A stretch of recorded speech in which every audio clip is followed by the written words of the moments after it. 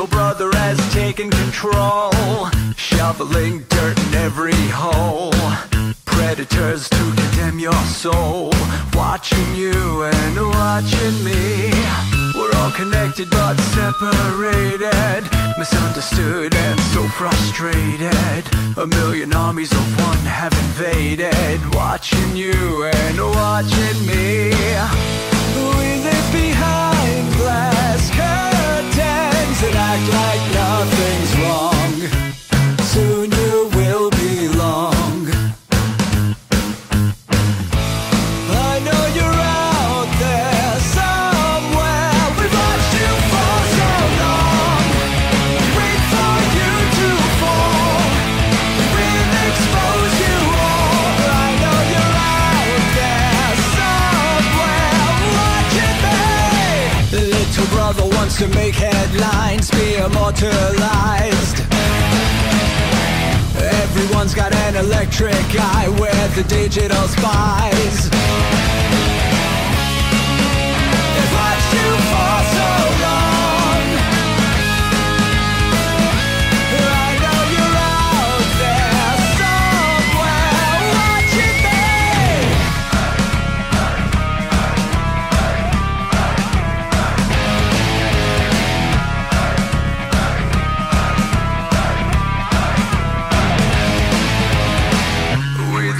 have taken over.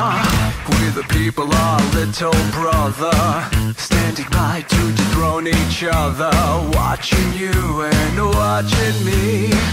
Paranoid, the lens is our weapon, desensitized in our lust for attention, democratized by our voyeur obsessions, watching you and watching me. Slaves to perfection, don't let them project you as you are. Reveal your every flaw. I know you're out there somewhere. We've watched you for so long. Wait for you to fall. We'll expose you all. I know you're out there somewhere watching me. Little brother wants to make headlines, be immortalized. Everyone's got an electric eye, we're the digital spies. They've watched you for so long. I know you're out there somewhere watching me.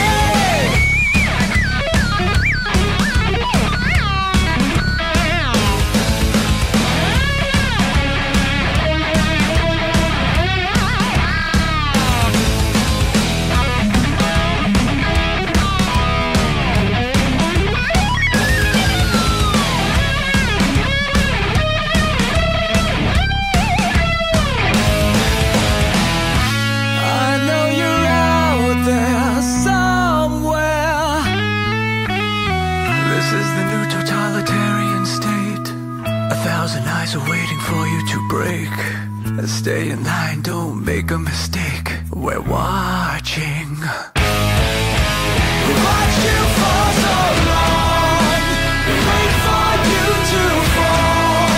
We will expose you all. I know you're out there somewhere watching me.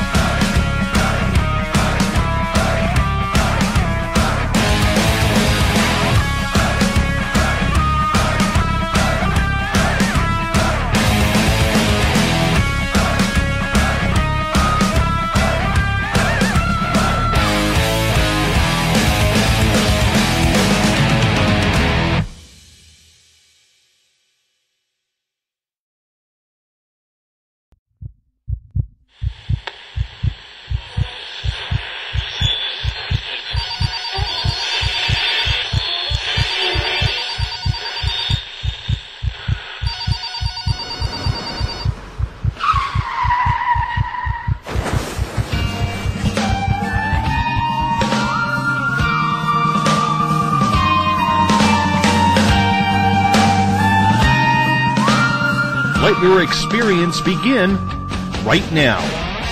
From high atop the mountains of British Columbia to you listening around the world, this is Spaced Out Radio. You can follow us on our website, spacedoutradio.com, on Twitter, @SpacedOutRadio. Give our Facebook page a like, Spaced Out Radio Show. You can follow us on Instagram, Dave Scott, SOR, or on our YouTube channel, Spaced Out Radio Show. They let us play with all our toys. They let us think that we're big boys. They let us make the louder noise, but women rule the world. They let us think we're Superman, that we're the only ones who can be strong, but we break on command, cause women rule the world. Buckle up, space travelers. It's time to go for a ride as we are live on Spaced Out Radio.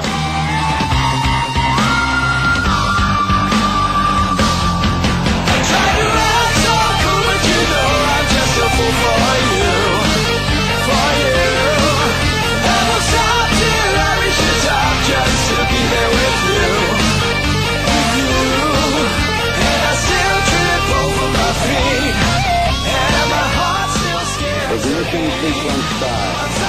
6, 5, 4, 3, 2, 1.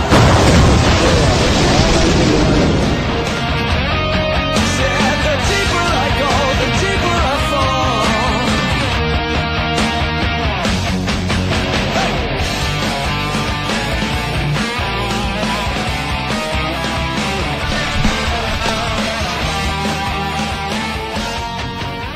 Good evening and welcome to Spaced Out Radio tonight, the final week of 2016. I am your host, Dave Scott, and it's good to have you along for the ride wherever you are on this great planet we like to call Earth. Yes, we are live right here at Uncle Jimbo's cabin, right here in the Great White North on this Monday night, early Tuesday morning if you're on the East Coast. And if you're like Teresa in the Spaced Out Radio chat room, she says, buckle up. It's going to be a good one. Let's welcome in everyone listening in on spacedoutradio.com, on Spreaker, on the United Public Radio Network, the High Plains Talk Radio Network, and on Revolution Radio. As we do this thing every night of the week, we rock in and out with every show thanks to our resident guitar god, Mr. Ron Bumblefoot Thal, formerly of Guns N' Roses, currently of Art of Anarchy. Yes, Bumblefoot is the official sound of SOR. Hey, if you're a social media junkie like I am, do me a favor, follow me on Twitter, @SpacedOutRadio. Give our Facebook page a like, Spaced Out Radio Show. On Instagram, you can follow me at Dave Scott, SOR. Subscribe to our YouTube channel, Spaced Out Radio Show. Tune us in on TuneIn. Download this show and others on iTunes. And, of course, our website is spacedoutradio.com. Hey, if you want to take part in this show, we don't take very many phone calls, if ever. I apologize for that, but that's just the way it is. But you got to sign into one of the chat rooms, either on Revolution Radio, on Spreaker, on the UPRN chat room, or we can add you on Facebook at the SOR Space Travelers group. Or if you're on Twitter, use hashtag Spaced Out Radio, and I will get to your questions in there as well. Have you signed up for the SOR Space Travelers Club yet? No? Well, it's time. We're going to be doing our monthly prize draw this Friday, as we do it the final Friday of every month, so I highly suggest you get in before that. It's only $5 a month. We give you swag, we give you some really cool features, and so much more. While on our website, you can check out my latest blog, read up on Eric Markham's SOR Space Wire for your latest and weird news, and if you've had an experience you can't explain, head to our website, spacedoutradio.com, fill out an SOR Sightlines report. Right there, Mike Schmidt will pick it up. He will then find out what's going on. All personal information is 100% confidential. We want to welcome in everyone listening on the United Public Radio Network, live on 107.7 FM in New Orleans and over 160 countries around the world. Good to have you along for the ride. And if you're listening in on Revolution Radio, it is the largest nonprofit online station going today. Do us a favor, visit freedomslips.com and donate a few bucks.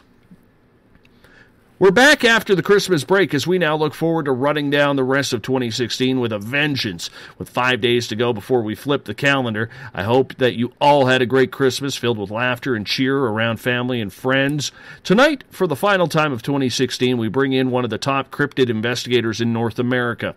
Based out of Pennsylvania, UFO Cops Butch Witkowski is a military veteran, a retired police officer, and one hell of an investigator when it comes to everything that's strange and unknown in the skies above above and in the forests on the ground. All year, Butch uses the latest technology to head out into the wilderness to track down everything from Dogman to Bigfoot and even heightened reports of werewolves. That keeps him busy enough until the UFO and alien reports start coming in. The final Friday of every month, make that the final Monday of every month, Butch keeps us updated with his no-nonsense approach to investigating these reports and sightings. Although he hasn't had a sighting himself, damn cryptids.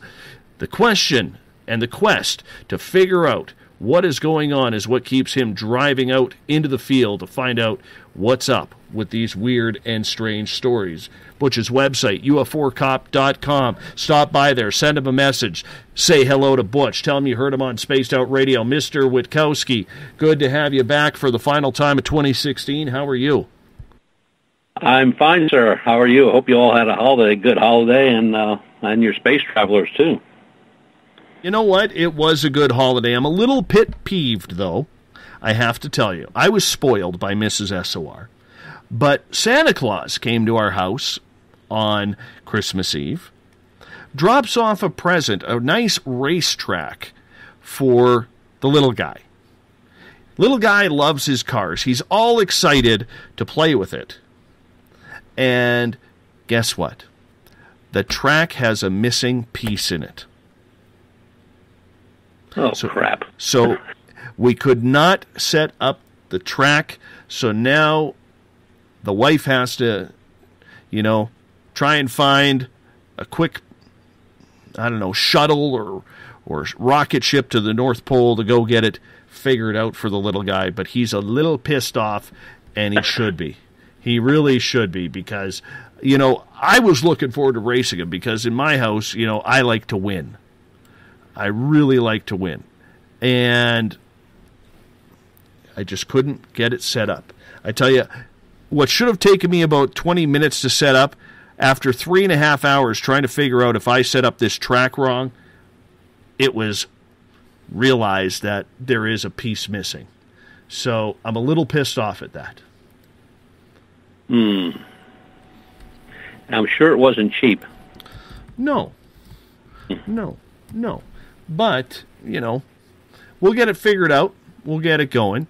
But I did get a nice Sasquatch book from my daughter. And I got a brand new guitar from my wife. And that makes now my collection up to 4 guitars. And I have more guitars than I know guitar notes. I know 2 notes.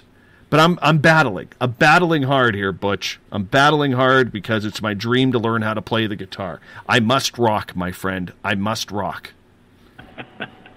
Was Santa Claus good to you? Oh, yeah. Every year. Excellent. Spent the whole, pretty much the weekend with family, grandkids. Just a great time. It's always a great time. It really is. Yeah, I enjoy it. I love watching everybody do their thing, and got to watch a movie or two, and good food, and nice time. Just a good time. Perfect. And Santa Claus was good to you? Oh, yeah. Always. New laptop, a few other goodies. Mostly stuff for the truck. Yeah. Now you're not going to go trying to hack government websites and blow up your computer again. No, I'm not going to do that again, ever, under any circumstance, even if somebody paid me to. Well, maybe if they paid me to. Well, that's good. That's good, as long as they're paying for it. That's the main thing. I really appreciate you taking the time, my friend. We look back on 2016, Butch, and you've been around these parts of Space Out Radio enough to know that the one thing about our show, we don't BS when it comes to these topics. We try and get hard and heavy into them, and I think that's why you enjoy coming on each and every month. That, along with our listenership, who is extremely valuable for what we do with their questions for you as well. When you look back on 2016, was it a good year, a bad year, or an average year for sightings and reports? Oh, no, it was a very good year. I've seen some blogs where people are saying, well, nothing's going on, nothing's happening. And I just cannot see that. We've been going strong since 2014. And just in the last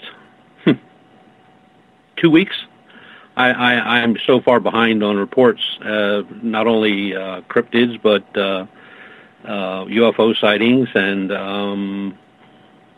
paranormal stuff. Christmas Eve, a gentleman called at midnight and said, they're here, they're outside now. So I jumped in the truck, and unfortunately I was getting ready for bed, so I wasn't quite really dressed the way I should have been to go stand outside for 4.5 hours in the cold. But I did get to see what he was talking about. It's a valid sighting, and we just got them rolling in, 3 today. And one a very good video, gentleman, retired law enforcement, 37 years, and on Christmas Day, yesterday, a little after 6 o'clock in the evening, just went outside to smoke a cigarette and just happened to look up, and he saw what he was seeing and grabbed his cell phone and set it on video and propped himself up and started videoing, and got 4 real good videos of this thing. And we started working on blowing it up and stuff tonight, and it's pretty amazing looking. Now, are we talking about a UFO? Yes. Mm-hmm. Nice. Orb, but when you really start to dissect the photograph, or the screen capture of the video, it's square with a corner missing. And you can see the lights on it. You can see there's an aura around it. It changes color. Beautiful blue, green, red. They're really pretty. And probably one of the better videos I've seen in the last couple of years. And he just wanted to know who it is. And the thing about these last bunch of reports that came in, they're all within 5 miles of where I live. Now that, to me, is just spooky. And you saw nothing? No, I went down to view the video, and then I have a copy of the video now. But I went down to talk to him, saw where he took the picture, took the video, and got home and, played it back and started working on the video, and it is amazing. It's very good video. So when you look at the way things are going, with the sightings, and it's been a good year for you guys, do you think people are starting to maybe get sick and tired of seeing everybody's faces pointed down into their cell phone, and maybe they're starting to look up a little bit more? Or is it maybe an older generation that isn't as addicted to their cell phones that is the ones who are predominantly having sightings? I think it's a little bit of both. Like a couple of the sightings reports that we got are people that are, in their 60s. And one had a long time interest in it, but never really went out looking for it. And he just happened to be the one that was standing outside smoking a cigarette with the video camera in his hand. And another gentleman he's also in his 60s. And, he saw something strange that he just couldn't identify, and it kept coming back and back over a period of 5 or 10 weeks. And went to see him. Then we had the one where I went out and stood with a guy out in the field for 4.5 hours, looking at what he saw. And he's a young fellow. He's probably in his early 30s, retired from the Marine Corps.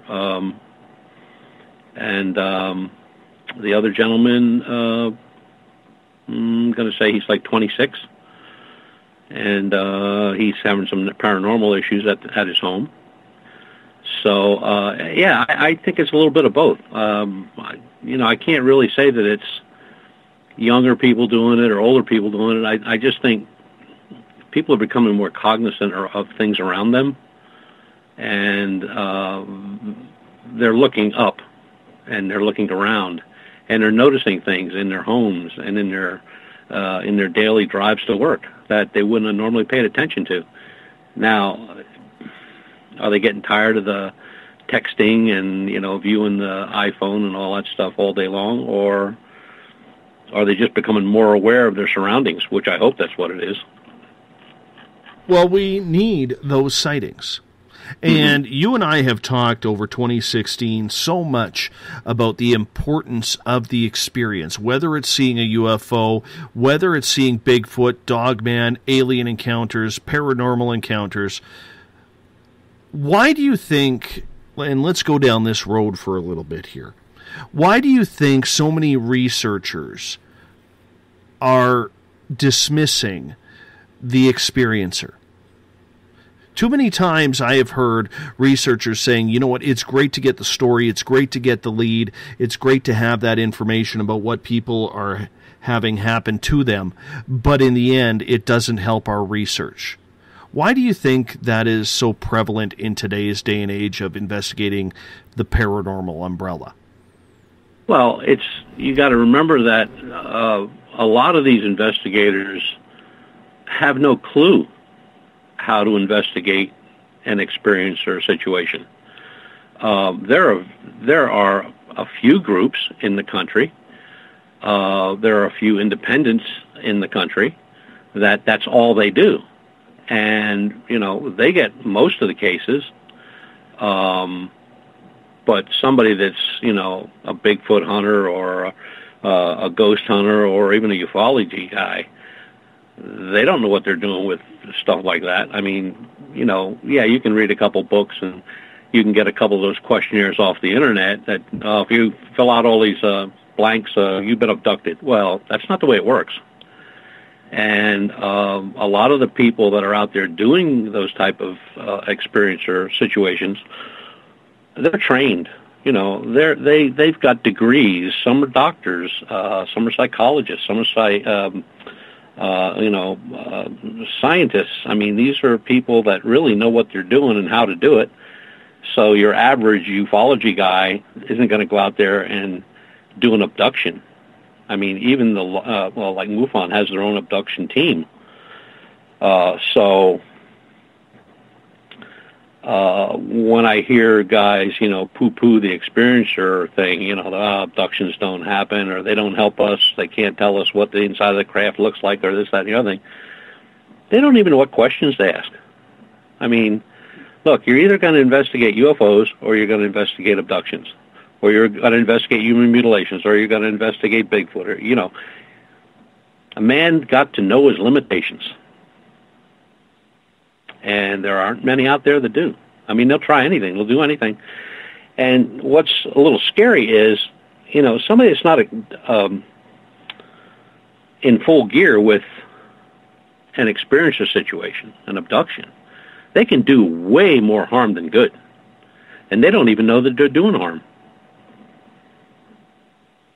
I can understand that. But it still comes back to the fact that a lot of experiencers out there, they really don't know where else to turn. And when people in this community are turning their backs against them, saying, you know what, thanks for telling me your story, but it isn't really relevant to what I'm investigating, that brings a damper on this whole situation, because they are looking for some sort of psychological help. Not saying they're crazy, but they just want someone to explain their story to them so they know that they are not insane, crazy, bipolar, or anything along those lines. You know what I'm saying? And I think too many people in this field, especially in late 2015 into 2016, Butch, have really turned their back on the people who are experiencing these phenomena. Yeah, and I agree. And it's only because they don't know how to do it. They don't know how to handle it. They don't know what questions to ask. They don't know where to put these people.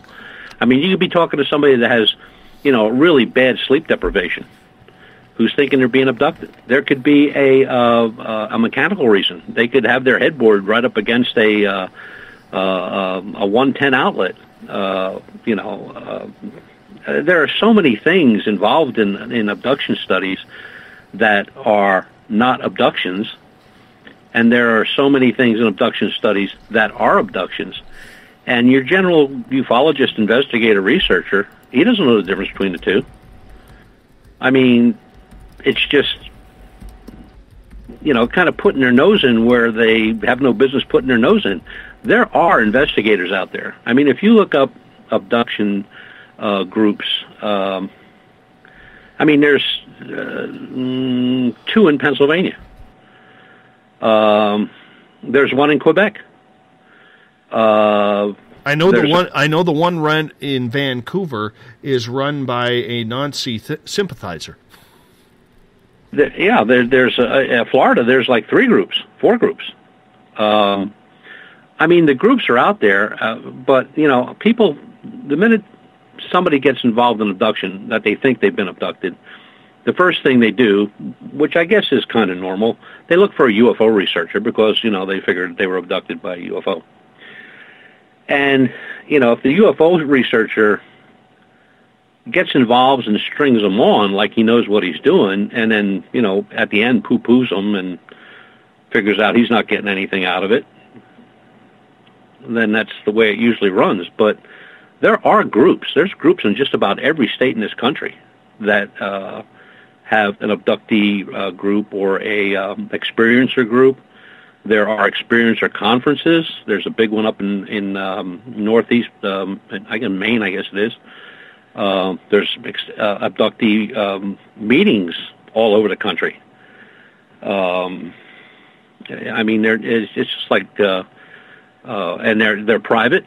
They're not open to the public. I mean, you got to make arrangements to be there and to go there and all that stuff. I don't know of any of them that charge anything.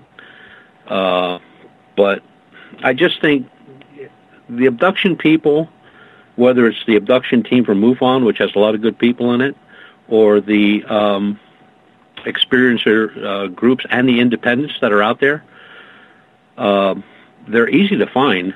But like I said, when people think they're abducted by a UFO, the first person they're hunting out is a UFO guy.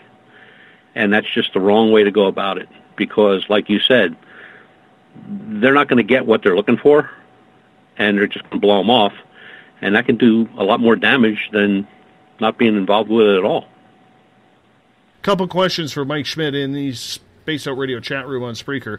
The video that you viewed today of the UFO, will that be posted on your website? Yeah, as soon as we're done cleaning it up, which is what I'm doing while I'm talking to you. We're cleaning up the colors, cleaning up the pixels. So far it's going very good. I mean, there's not a whole lot of stuff that's out of whack.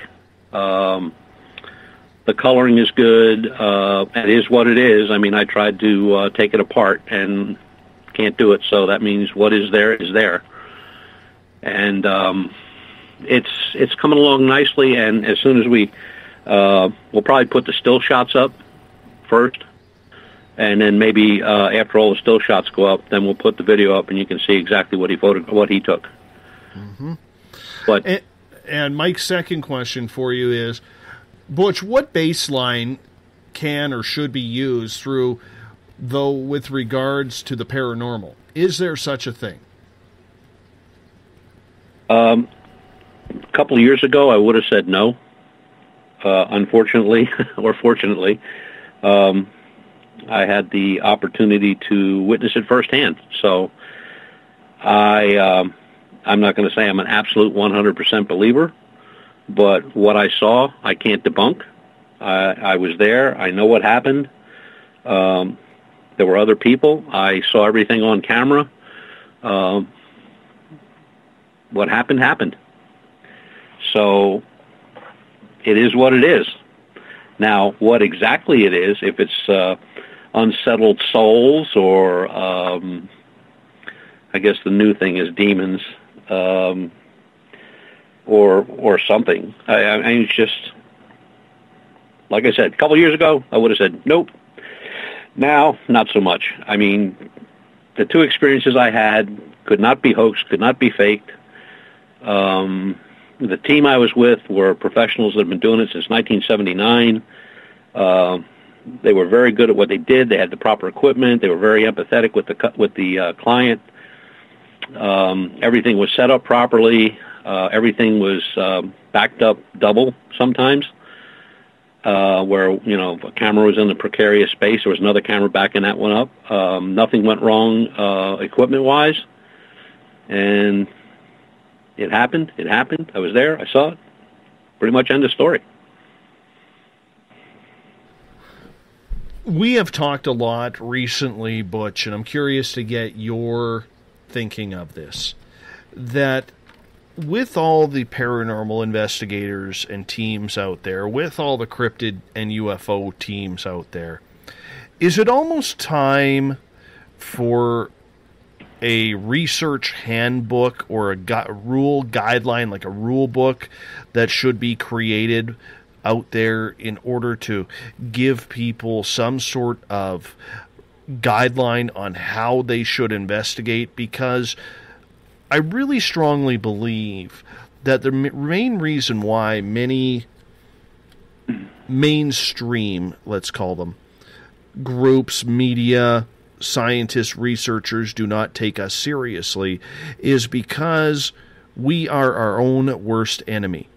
We have people who are saying they're conducting science when there's no science involved. We have people who are learning off of what they see off of television shows, which is a wrong way to investigate. You know, the television shows don't do any justice for what is going on in this field. So I'm curious, do you think it's time that maybe a group of 10 people maybe got together and researched and wrote a common denomination for a rule book or guideline for investigation?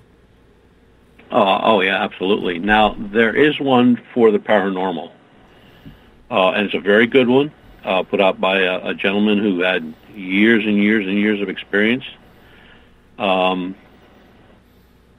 He unfortunately left the field when the reality shows started coming on and all the people started acting like they were in a reality show. But he told you how to do it, what to do it with, what techniques to use, how to figure it out before you even got in the front door.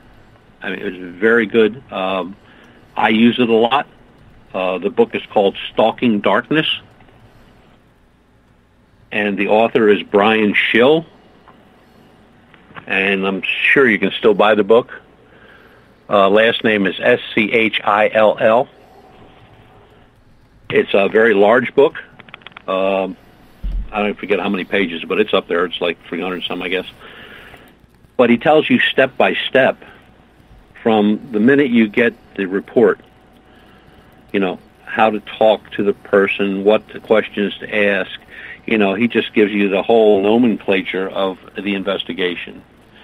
And a very learned guy, smart guy, and down to earth, and not afraid to tell it like it is.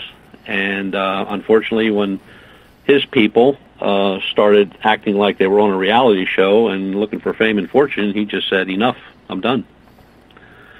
And he left the field.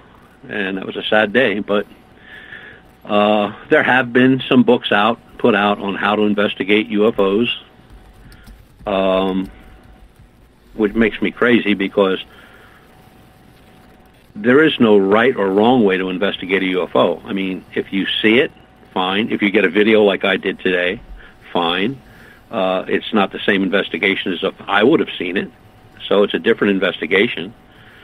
None of these books go to the fact of you need to research the background. So in this particular one case we have going, which I'll be meeting with the gentleman and his wife tomorrow night, there was a UFO sighting above the house, and then within days they're seeing strange things in the house, like shadows, to the point where they have now moved down from their bedroom to their living room and set up their bedroom in their living room, only for fear of they have a 1.5-year-old child, and they hear weird things up in the attic. There's some issues, but there's no book to tell you how to do that. It's like the big thing now, the hot thing, the hot thing of the year now, they'll probably going into 2017, is everybody wants to now be an exorcist. They want to study demonology. And boy, if they think they got in trouble doing ufology and other little things, wait till they mess with this stuff. Oh, don't even get me started on the whole demonology process. That is just absolutely ridiculous. I would like to know where all of these people have become certified, because they all say they're certified, but certified by who? Yeah, exactly. Well, they don't have an answer to that. They'll I'm certified by my Uncle Larry. Oh, well, who certified your Uncle Larry? I don't know. He's dead for 25 years. They have no answer to that stuff, or ask them, are you a priest? Were you trained by a priest? Did you do anything with the Vatican? Did you do anything? Yeah, they don't have a clue. But the books are starting to roll off the shelves.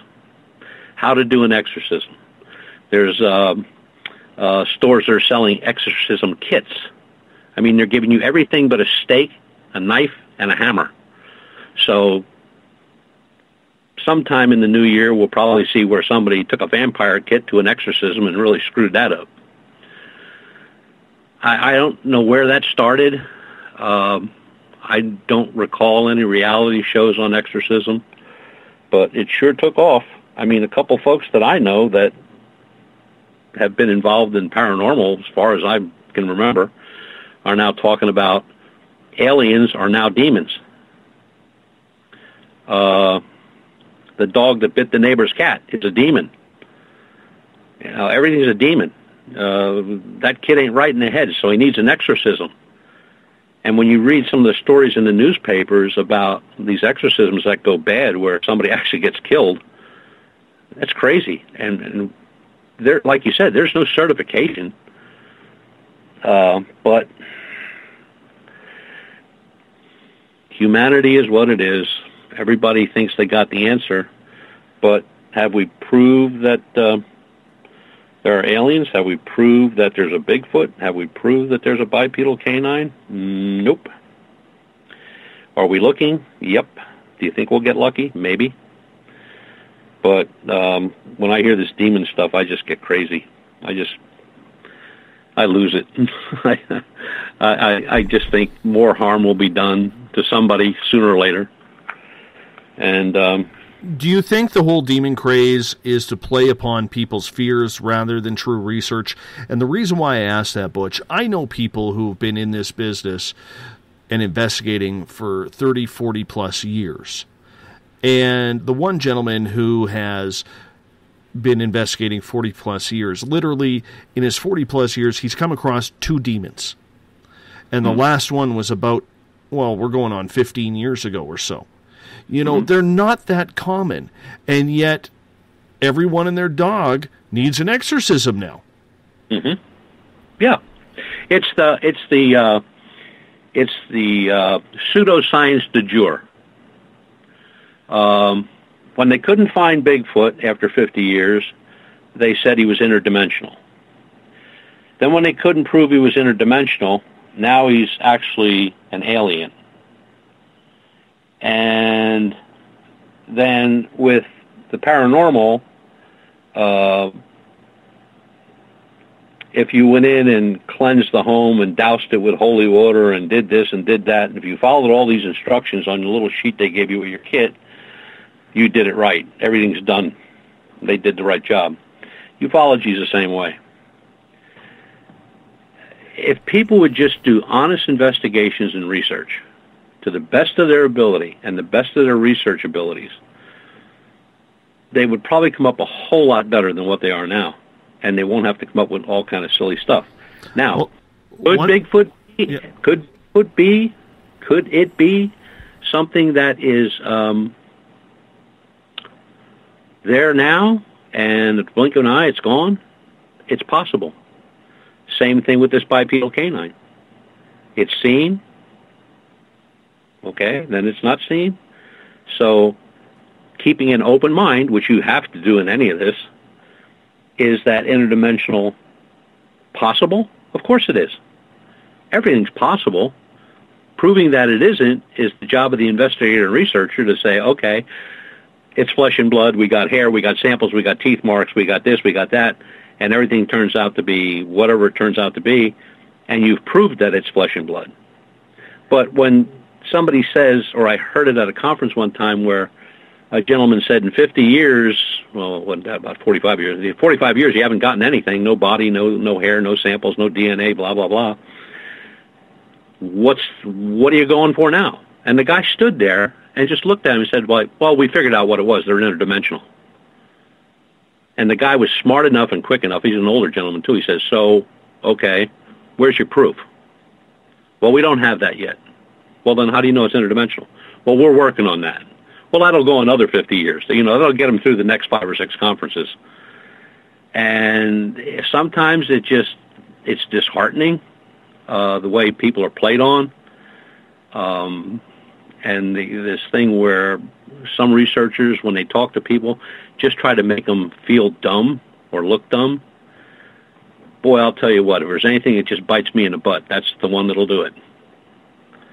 Because I'm going to challenge you on the interdimensional thing, and I realize it hasn't been proven.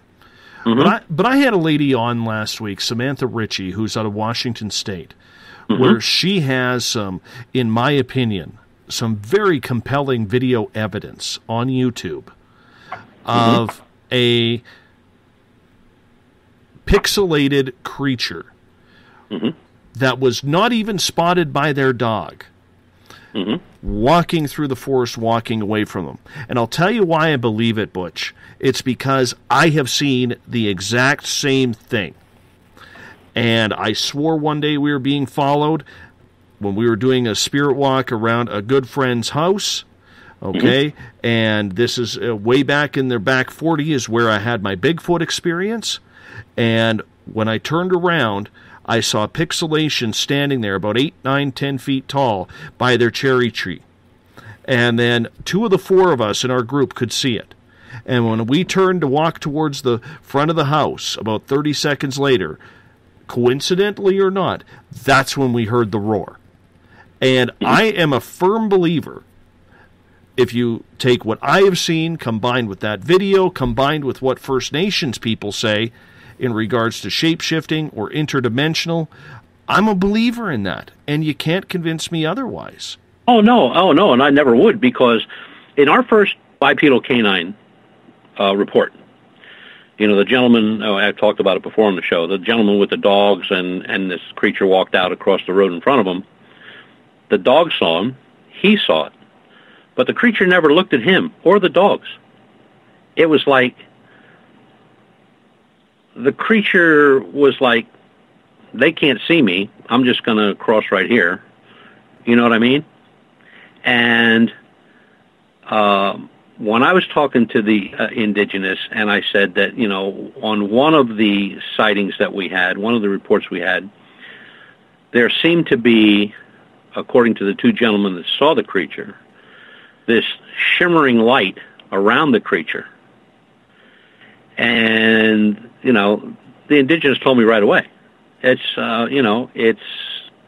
they call it a veil. He said if you would look down a really hot highway on a really hot day, you see how that squirmy little lines come up off the road, And he says they're interdimensional. He said they're not of this planet. They're not of this time. They're not of this earth. They're in their own time. And that has played out more than once. But when somebody uses the interdimensional thing without doing any research or having any testimony from anybody, gets up and says, well, that's the reason why we haven't found them in 50 years, is because they all go interdimensional. That's nonsense. Because how do you explain Patty, the Patterson-Gimlin film? Absolutely. I mean, you can't say that that's fake. I mean, it's been taken apart 2,000 million times already, and they keep coming up with the same thing. Hey, it is what it is. So you either have to say that Patty was the last of her family, last of her group, last of her type, or they are the leading hide-and-seek champions of the world, or they have the ability to disappear into another dimension. Another thing with the bipedals, on every one of our reports, including a brand new one we just got, which I'll tell you about in a minute, which will just shake you to the core, the telepathic communication. There is nothing ever said between the witness and the creature, but the person knows, they hear it, this is not a good place to be. I need to leave here or I'm going to die or something really, really bad's going to happen, and they leave. And we're talking about people who are carrying high-powered weapons. The most recent case, which we got in a very large state park during hunting season, this is just a couple of weeks ago. As a matter of fact, it was on the 12th of December, where a gentleman's up in a tree stand, and he's looking through a scope, waiting for deer, and he sees 2 deer walk out, but he sees 2 animals that he first thought were wolves stalking these 2 deer. Now, they're 600 yards away, and he's got a good scope, and he says, they don't look right. Something's not right. Now, the one deer spooks and takes off into the brush. The other deer kind of follows, but not spooked, just walking along. The one creature, I'm going to say, for lack of a better term, follows it, but it's like not walking on all fours. It's like a man who would stoop over and crawl on his all fours without his knees touching the ground. You know what I mean? If you would just hump over and put your hands and your feet on the ground but never let your knees touch the ground, you would just walk along like that. That's what it looked like. Now, he's downwind from this creature, which is now standing out there staring at him. And it gets his scent, and it starts coming toward him. At 100 yards off, he's face-to-face with it.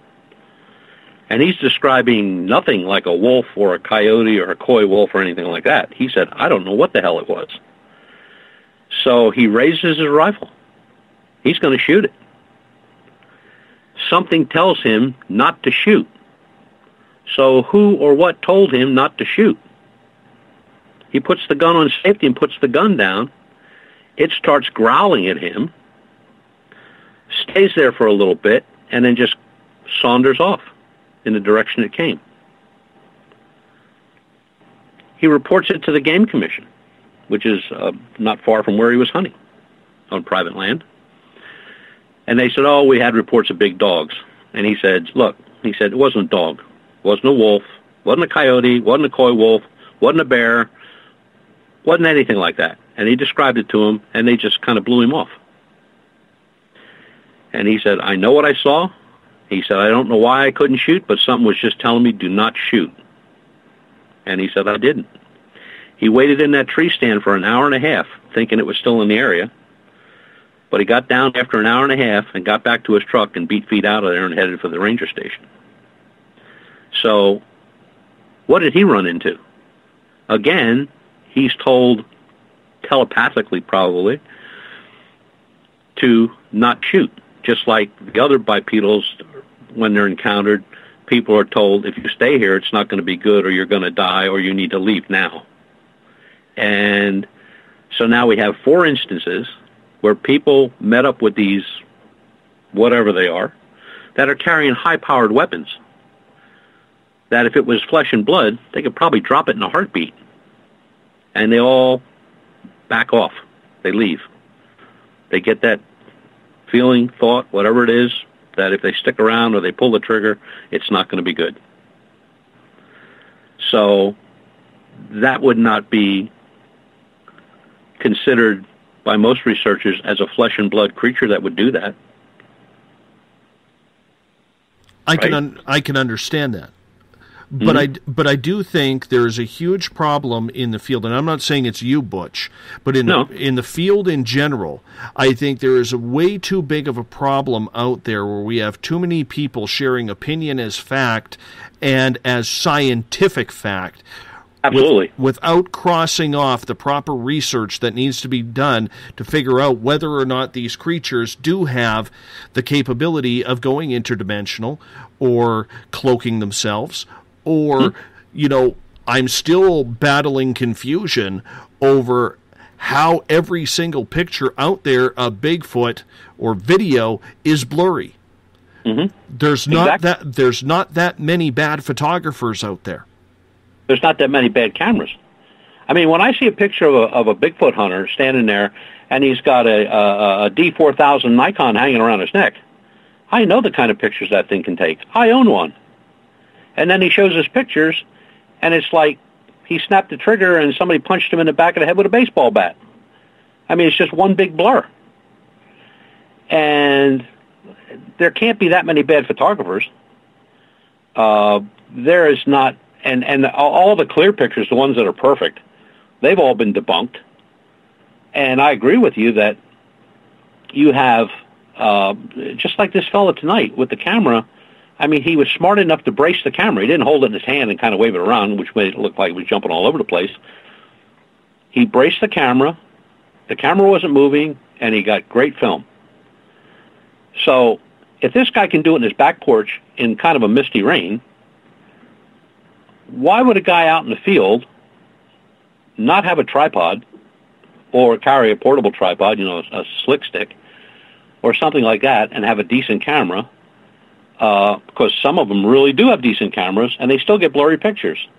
So is the creature blurring the picture? Is the creature telling them not to shoot?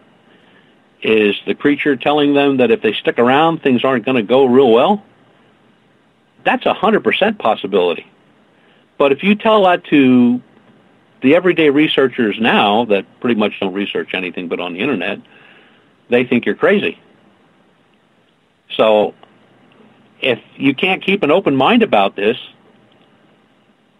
interdimensional or the ability for telepathic transmission or anything like that, you need to get another hobby.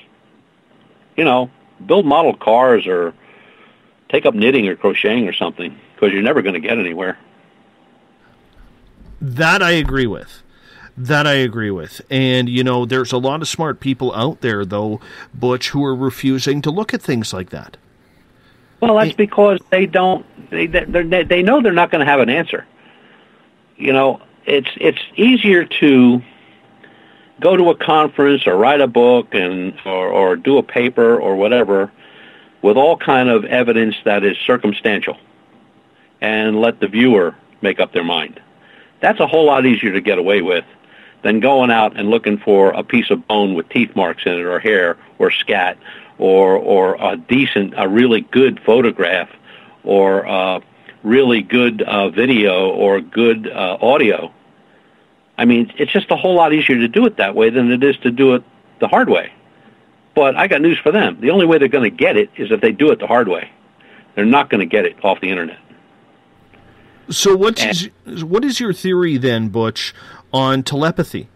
Because there's a lot of people who have had Bigfoot experiences, Dogman experiences, who feel they have had some sort of telepathic communication from the creature. Mm-hmm. And that's very possible. I mean, who's to say that that's not possible? I mean, how many experts are there in telepathy? I don't know of any. I mean, there are government programs, where they tried telepathy for a lot of different reasons. But the researchers out in the field today, I don't think any of those have a degree in anything concocting telepathy.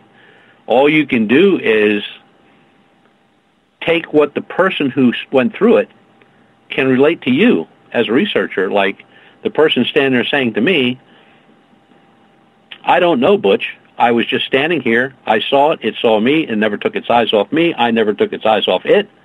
I backed out, and the whole time I was backing out, I had this feeling that I had to leave. It was something that was telling me, you need to leave right now, not tomorrow, not 5 minutes from now, or something bad was going to happen. Now, if one or two people would have told me that, okay, but I've got that from 24 people, 24 different reports, all saying the same thing. So right now, if I had to take my best guess on this creature, I would say, percentage-wise, 75% interdimensional or a relic, and 25% flesh and blood. We're not finding deer bodies all ripped up. Nobody's been attacked. Nobody's been hurt. Every encounter ends up the same way, whether they're carrying a weapon or not. They're told to get out of Dodge, and they leave. The descriptions are identical. They don't match Dogman. They're a total being by themselves. And one of the things that's getting more curiouser, if that's a word, curiouser, I got to think about that one, more curious, is the fact that all these sightings take place within this loop, which was basically all indigenous for many centuries, okay? And there are many burial grounds. And so that brings into question, should we be looking at a skinwalker? Well, yeah, of course we are. I mean, you got to think, put everything in the pot. You don't know what you got, so you got to throw everything at it. Could it be a skinwalker, which are, are known to protect battleground sites and burial grounds? Is it a bipedal canine that existed for a long, long time? Well, yeah, we got a description from 1865 in a newspaper in Pennsylvania up in Erie. Is it interdimensional? Is it flesh and blood? I mean, you can go on and on and on. But now the thing is to prove it. That's the hard part. So good cameras, good video, good pictures, maybe a bone with chew marks in it that we can measure, the jaw, the bite, hair, scat, anything we can find. I mean, it's not unlike looking for a Bigfoot, but then again, it is, because we're not going to go run around in 6,800 acres of woodland banging on sticks and trees and throwing out pork chops and all that stuff. We're running through the woods with torches and guns. Our best shot is to go to the sites where they were sighted and set up surveillance cameras and hope that we get something on film. And, or find, a carcass here or there. And we just haven't had that. So if you had a group of Bigfoot professionals, let's call them, professional researchers who are out there at a moment's notice trying to track down these sightings the minute the call comes in, much like you are, how many differing opinions do you think you would get in, say, a group of 10? 10. Would there be any type of similarity between the 10, or do you think it would be all individual? I would think there'd be similarity, not that great, but everybody would see something different. I mean, even at Star Watches that I've attended and held, when something was seen by 10 people, I got 10 different descriptions of what was seen. And, if you see something zigzagging across the sky from horizon to horizon in a little less than a second, and then you get somebody that says, well, I think it was a star and it was just moving faster than the others. They try to come up with a reason for what they saw. Now, a good researcher won't do that. They'll listen to everybody's opinion, and they'll stand there and they'll jaw it out. Well, this is what I saw. Maybe you didn't see it from that angle. You know what I mean? They'll really work on it. But, yeah, you'd probably get 10 different opinions, but I would think till the end of the day, you'd pretty match up what they saw, and everybody would probably be on the same page. I mean, serious researchers now. I'm not talking about the reality shows. Serious researchers, they'd probably come together by the end of the day. Could there ever be some sort of cooperation between the teams in regards to this? No. It's really weird that you said that, because tonight I was contacted by another team in the Harrisburg area, a group called Search, and they were wondering why the teams don't work together, why they don't share information. And I said, well, they're never going to do that. They've never done it before. The groups that tried it, they lasted maybe a week or two, and then they broke up. And it's the fame and fortune, of course. It's the recognition, like, my team saw it, but your team didn't, so don't tell us what to say or do. Or somebody does all the work, and then somebody else takes credit. There's 100 reasons why that'll never work. And a lot of it's just that pride, you know? And it's sad because I think there are a lot of good groups out there, but then there's the same groups out there that, you know, I give you guys up there in Canada a case and you work it to death and you come up with an answer, and then I publish a paper and I don't mention your name. That starts it, and it's happened hundreds of times. I've watched so many groups come apart over the years, and sad because some of them had some really good researchers and investigators, and they were honest, they were forthright, they did their job, they presented their case, and then, you know, one thing or the other happened and it's all over. It's done. And like with the guy that wrote the Stalking Darkness book, when Brian left, I mean, he wrote a real long letter about why he was leaving, and a lot of the same reasons were in there. You know, like people thought that research and investigation, the way he was teaching it, or it was being done by good researchers, was junk science.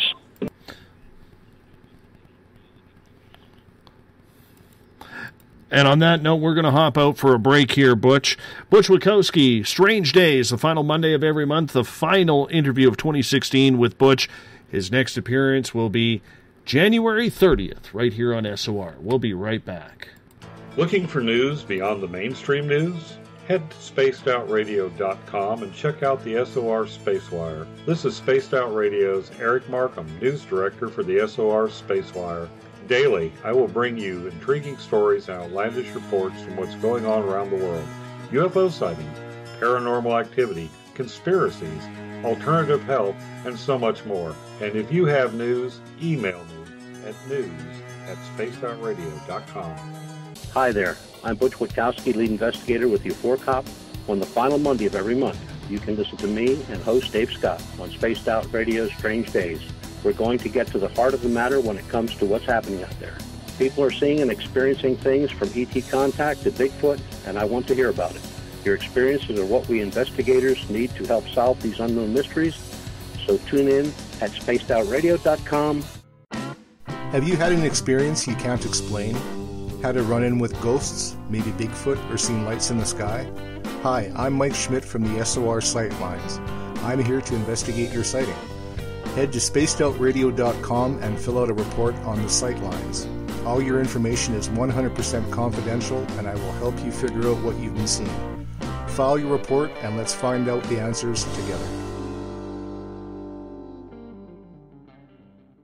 Visit purpleplates.com today. For over 40 years, the Purple Energy Plates have been delivering amazing results for their many customers. Inspired by the great genius Nikola Tesla, the harmony, healing, and energetic effects of the plates have proven over and over to be beneficial and often miraculous to thousands of customers. With their money-back guarantee and the many benefits, how can you afford not to get one? Check their site for daily specials and choose from their many energy products. You won't be sorry. Visit them today at purpleplates.com for mind, body, and spirit, and expect a miracle. Strange creatures lurking in the night, the sounds of wood knocking in the forest, odd happenings right out of a fictional world. These are the reports I love. Hi there, this is author Ronald Murphy, and I would love it if you join me and Spaced Out Radio host Dave Scott the second Wednesday of every month on our journey into the unknown land of cryptozoology at spacedoutradio.com. From Mothman to Frogman and everything in between. Hey, they don't call me the crypto guru for nothing. Are you interested in advertising on Spaced Out Radio? Head to our website at spacedoutradio.com and click on our advertising tab. There, you will find an assortment of ways you can get your product out there with us, from radio commercials to banners and social media. Have a product you like our hosts to endorse? We can do that too. Visit spacedoutradio.com for more details. From British Columbia to Northern California, Pacific North Weird has Cascadia covered. Check out our feature videos at spacedoutradio.com, where I, Vincent Zunza and my super sleuth partner Alexandra Sullivan track down the weird and strange stories from around the Pacific Northwest, from Bigfoot to Mel's Hole and everything in between. This is what makes life exciting. So why report the normal when we can report the Pacific North Weird right here at spacedoutradio.com. Oh, there's only one way to rock. Loud and proud. In high definition. Radio 702 rocks. Las Vegas. Have you ever had an extraterrestrial experience? One you just couldn't explain? Well, maybe I can help. Hello, I am Samantha Mullet. On the second Tuesday of each month, I will join Dave Scott on Spaced Out Radio to bring a human aspect to ET contact. It's something I've lived with my entire life, and I'd love to help you understand. Let's share our experiences. The ET Experience, the second Tuesday of each month, only on Spaced Out Radio. Hi there, this is Jolene with Revealette Reiki and Readings, and I want you to relax. Let me help you chill out and get in touch with your body, mind, and soul. In this busy world, sometimes we need to let go, and this is where I can help. Visit my website, revealetteR&R.wix.com/Revealette Every Saturday and Sunday night, as Dave Scott wanders aimlessly in the wilderness, you can come hang out with me, James Tyson, in Spaced Out Weekend. Starting at 9 p.m. Pacific, midnight Eastern, I'll take you along as we talk with some of the best experts in their fields. SpacedOutRadio.com is the place to find us. So sit down, relax, put your feet up. Enjoy the topics like the paranormal, supernatural, intuitiveness, and so much more. Hope to see you there. Hi there, this is your psychic medium, Joanna, and I would love it if you would join us every other Sunday on Spaced Out Weekend.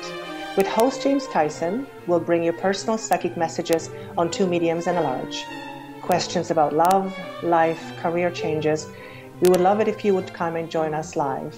Call in and listen in for the experience.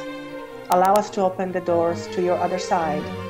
Two mediums and a large, heard only on Spaced Out Weekend at spacedoutradio.com. Would you like to become one of our space travelers? All you have to do is click on the Space Travelers icon at spacedoutradio.com. For only $5 a month, you can get access to some great prizes, as well as private monthly shows, newsletters, and a members-only section on our website. Become a space traveler today.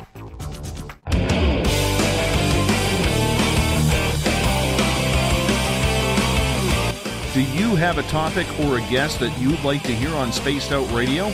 Let us know at spacedoutradio.com, where you can sign up to become a Space Traveler member today.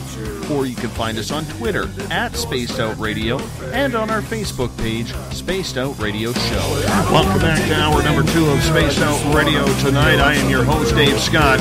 Tomorrow night on the show, Jody Cook will join us. We're talking Dogman, we're talking Bigfoot, all things big, hairy, and cryptid. 9 p.m. Pacific, midnight Eastern Time, starting tomorrow night at spacedoutradio.com. We want to welcome in everyone listening in on the United Public Radio Network, live on 107.7 FM in New Orleans and over 160 countries around the world. Good to have you along for the ride. And if you're listening in on Revolution Radio, the Double R Machine is a donation station financed by you, the valued listener. Do us a favor, visit freedomslips.com and donate today. Bill Cardwell has set an impossible password for tonight for you SOR space travelers out there wandering around the wilderness. Let me try this again because I had something flash up on my screen. Anti-zero phlegmatic. That's wrong. Anti-zero. I give up already. I'm not even going there. Anti-zero phalmic. Maybe that's it. I don't know. Sounds right. Anti-zero phalmic? I don't know. Good enough. Bill Cardwell sets the password every single night on this show. He cracks me up as he tries to get me tongue-tied on a nightly basis. I won't get a big mention for that one. No. If you want to follow us on social media, you can do so at Spaced Out Radio. Give our Facebook page a like, Spaced Out Radio Show. On Instagram, I can be followed at Dave Scott SOR. Subscribe to our YouTube channel, Spaced Out Radio Show. Tune us in on TuneIn. Download this show and others on iTunes. And our website is spacedoutradio.com. While there, You can join the SOR Space Travelers Club, listen to some great music by our resident guitar god, Mr. Ron Bumblefoot Thal, read up on the SOR Spacewire, fill out an SOR Sightlines report if you've had a really cool sighting that you can't explain, and so much more. Tonight, for the final time in 2016, we bring in Butch Witkowski from UFOcop.com. Now, Butch investigates everything from cryptids to UFOs, even dabbles in the paranormal every now and again. Butch, welcome back. Good to be back. I just got an email, Dave, that I really have to share. I really do. Please. It was sent from a paranormal investigator I know, and it says it's how to become a paranormal investigator. And it says pre-2000, this is what you had to do. Get interested, read, discuss, study, research, investigate, read some more, experiment, read some more, discuss, learn, read some more, research, investigate, read, experiment, discuss, etc. From 2000 on, get interested, watch paranormal TV shows, read book mentioned on paranormal TV show, start or join a paranormal group, make a website or Facebook page, get T-shirts printed, get hats made, get stickers printed, investigate, post blurry videos on YouTube, discuss with friends, go to events with paranormal TV people, watch more paranormal TV shows, investigate at places already investigated, watch more but critique paranormal TV shows, break up the group, form a new, more serious group, get T-shirts made, get hats printed up, etc., etc., etc. Very well put. But that's the basics of it. That is absolutely the basics, where it doesn't teach you anything on how to investigate or what you should be looking for. So then it still comes down to opinion rather than actual research on what should be looked for. Mm-hmm.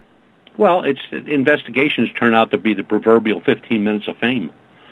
That's what it turns out to be. But I thought it was kind of cute. Well, I think it's ignorant, if I could put it that way. You know, because basically, as we've said on this show, what does it take to be a paranormal investigator? A Facebook page, some sort of acronym that stands for spirit or ghost in your name. Don't forget the T-shirts. Oh, we need the purple T-shirts, because they're always purple or black, one of the two. Yep, and you got to grow a beard, a black beard, and dye your hair. Hey, no insulting the beards around here. We like a good beard around here. I got but I don't dye mine black. No, I fully understand with what you're saying there in regards to it. But that's why I asked you earlier whether or not maybe some of these people at the top of the investigation pile should maybe come up with some sort of handbook on how to investigate and what should be your goal. Because there's such a lack of focus in regards to researchers in all realms of the paranormal umbrella that it's amazing that people still can't understand why the mainstream researchers, why mainstream media, mainstream science laughs at us. Yeah. Yeah, it's the giggle factor that's been involved for many, many, many years. Indeed it has. I got a question from Quantez in the Space Out Radio chat room on Spreaker. He's asking me this, and I'll get your opinion on this, and then I'll answer it. He's saying, if you find Bigfoot and figure out how it was able to stay hidden, would you fear the world's top military strategists coming to you with a purpose to weaponize it?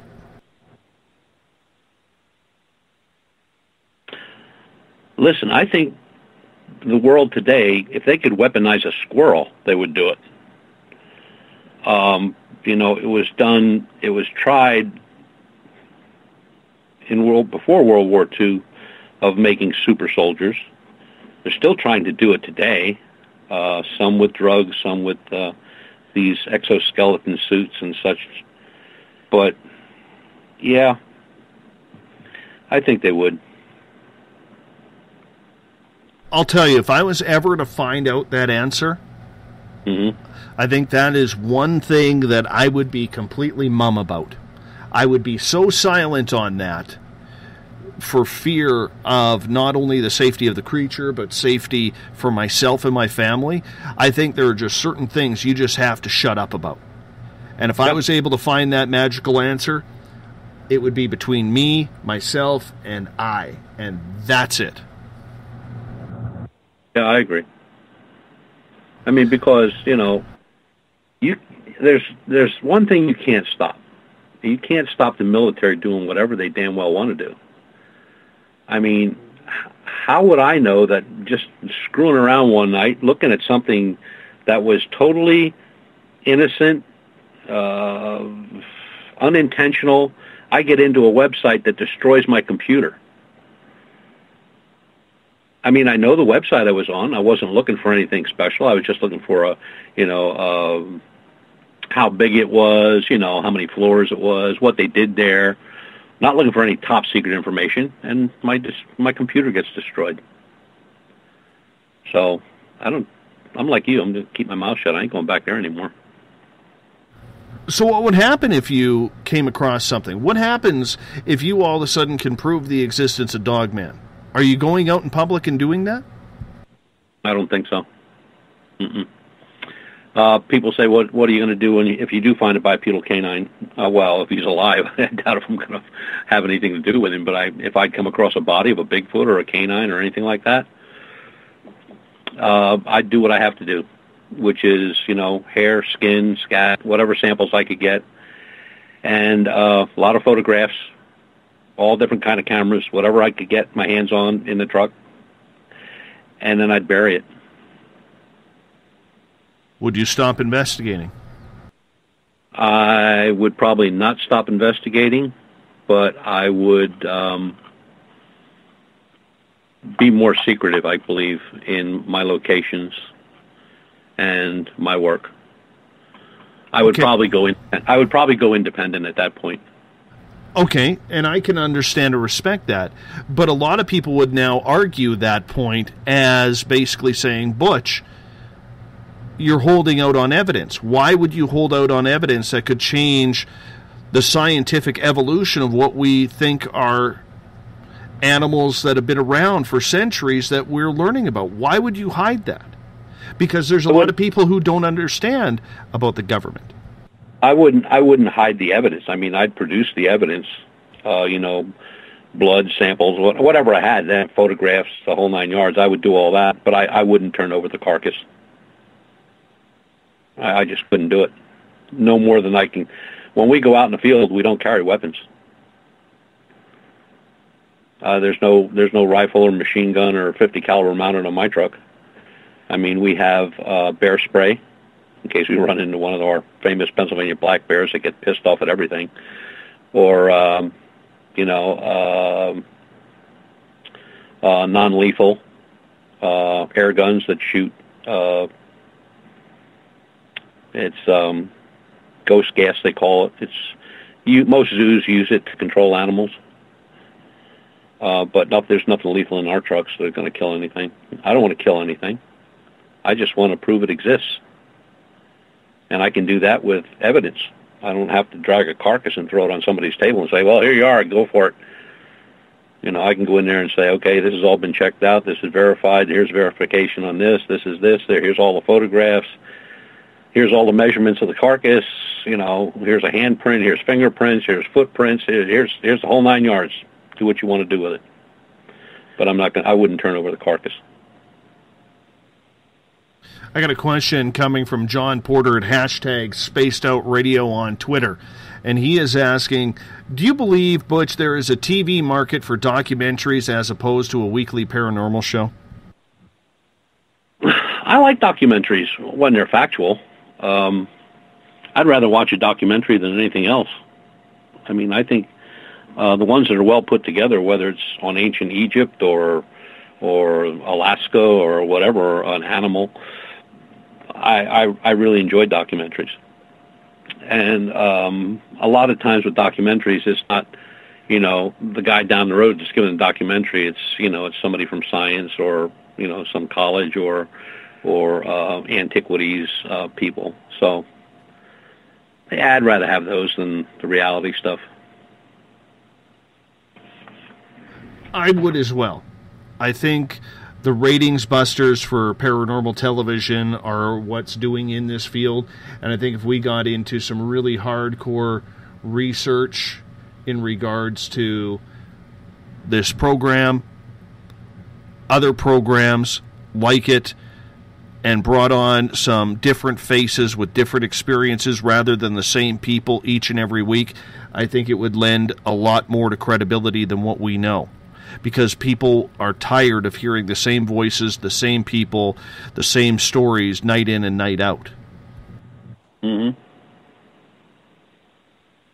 Yeah, and when you're looking at a documentary, they're taking you to where whatever history happened or a disaster happened, and they explain to you the history of it or how the disaster took place or, the human element. They produce evidence. I mean, they show you the evidence. And I just prefer documentaries over reality. Reality shows, I don't know. Some of the people I see on reality shows really need to see a shrink. Why do you say that? Oh, God, I listened to one a number of months back. The guy was talking about Machu Picchu, and he was saying that it was constructed by aliens, and they used robots to cut the stone, and he had this all, he had all the explanations. And after about 20 minutes of him, I just went like, this guy's nuts. I mean, look, to say that aliens built anything is possible, but then again, you need to prove it. Which lies in pretty much everything that we do. We need to prove what happened or prove why it happened. And these guys just get out there and just start sprouting this stuff, and then there was a circle, and you could see where the stones were laid in the circle. It was at probably an altar of some type or some kind of religious situation took place in this circle. And he said, this is a landing pad. And he said, I'll prove it. And I had to watch. And he said, you see these 4 oddball stones? Yeah. He said, they're cracked from the weight of the craft. Now, that would have to say that every time they landed on the same 4 stones, and the ship was horrendous, but the circle was only 12 foot in circumference. I don't think so. I ain't buying that one. No, not at all. Not at all, my friend. Nope. Let's move on to extraterrestrial contact for 2017. How much ET contact was there? Because we need to draw a line. There is a difference between UFO sightings and extraterrestrial contact. Correct. In 2016 and 2015, there was a way big drop in contact. Abductions were up by 10% in both those years. Matter of fact, from 13 on forward. But contact, which, we're talking about contact where there's actual contact, has dropped greatly. Now, why that is? Because implants have increased. People are finding implants. So that's abduction. That's not contact. There's been no injuries reported in many years, where prior to the 80s, there were a lot of injuries, burns, actual deaths, and we don't hear any of that anymore. But the crafts have changed also, and I don't know if that has anything to do with it or not, because pre-80, 70s, 60s, 50s, saucers were the big thing. Everything was a saucer, or it was a long, elongated tube. You get into the 80s, and now you're seeing flat squares, orbs of all sizes, low to the ground, high in the sky. rods have kind of died off. I haven't seen a report on rods in years. And pre-80, they were pretty much every other report was rods. Sightings low to the ground, not many anymore at all. Most of them are in that, I'm going to say, 15,000 to 35,000 foot level. A lot more have been seen in 2015 and 16 during storms, but that could be attributed to ball lightning also. So unless it's a very clear picture of a craft, a ball of light coming, out of taking a picture taken of a ball of light coming out of a cloud could just be ball lightning. And ball lightning comes in many, many flavors, and sizes. But what I will say is, from late 15, I'm going to say late 14 through 2016, sighting reports have gone through the roof. My groups have doubled what we did last year, and again doubled what we did the year before. I've had 9 reports this week. And today is what? Monday, the day after a holiday. So I think, like we talked earlier, people are more aware of their surroundings. Oddball things makes them reach for their camera now. They're more apt to make their report instantly and not wait around or start looking on the internet to see if they can find something that they saw. They're outreaching to groups for information. Some of the smaller groups now are picking up more members, which is good. I think 2017 is going to be gung-ho, and that's in crypto and paranormal and ufology. Why do you think there was such an increase, especially later in 2016? I really don't have an answer for that, because it all hit within a matter of days during the months. Like, you wouldn't get 1 or 2 for a week or something like that, and then you get 6 or 7 in a day. And I really don't have any explanation for that, but so far we haven't gotten any hoaxed reports, and everything that the people said they saw, they had either really good photographs or really good video. And background research in the paranormal, like this house we're going to tomorrow, we've had an RV done on it, a remote viewing done on it, and they come up with some stuff. So we know what to look for. And then earlier, before we were on the air tonight, you were telling me some stuff off of your little tool, and it gave me a few things to ask when I get there tomorrow, or today rather, tonight.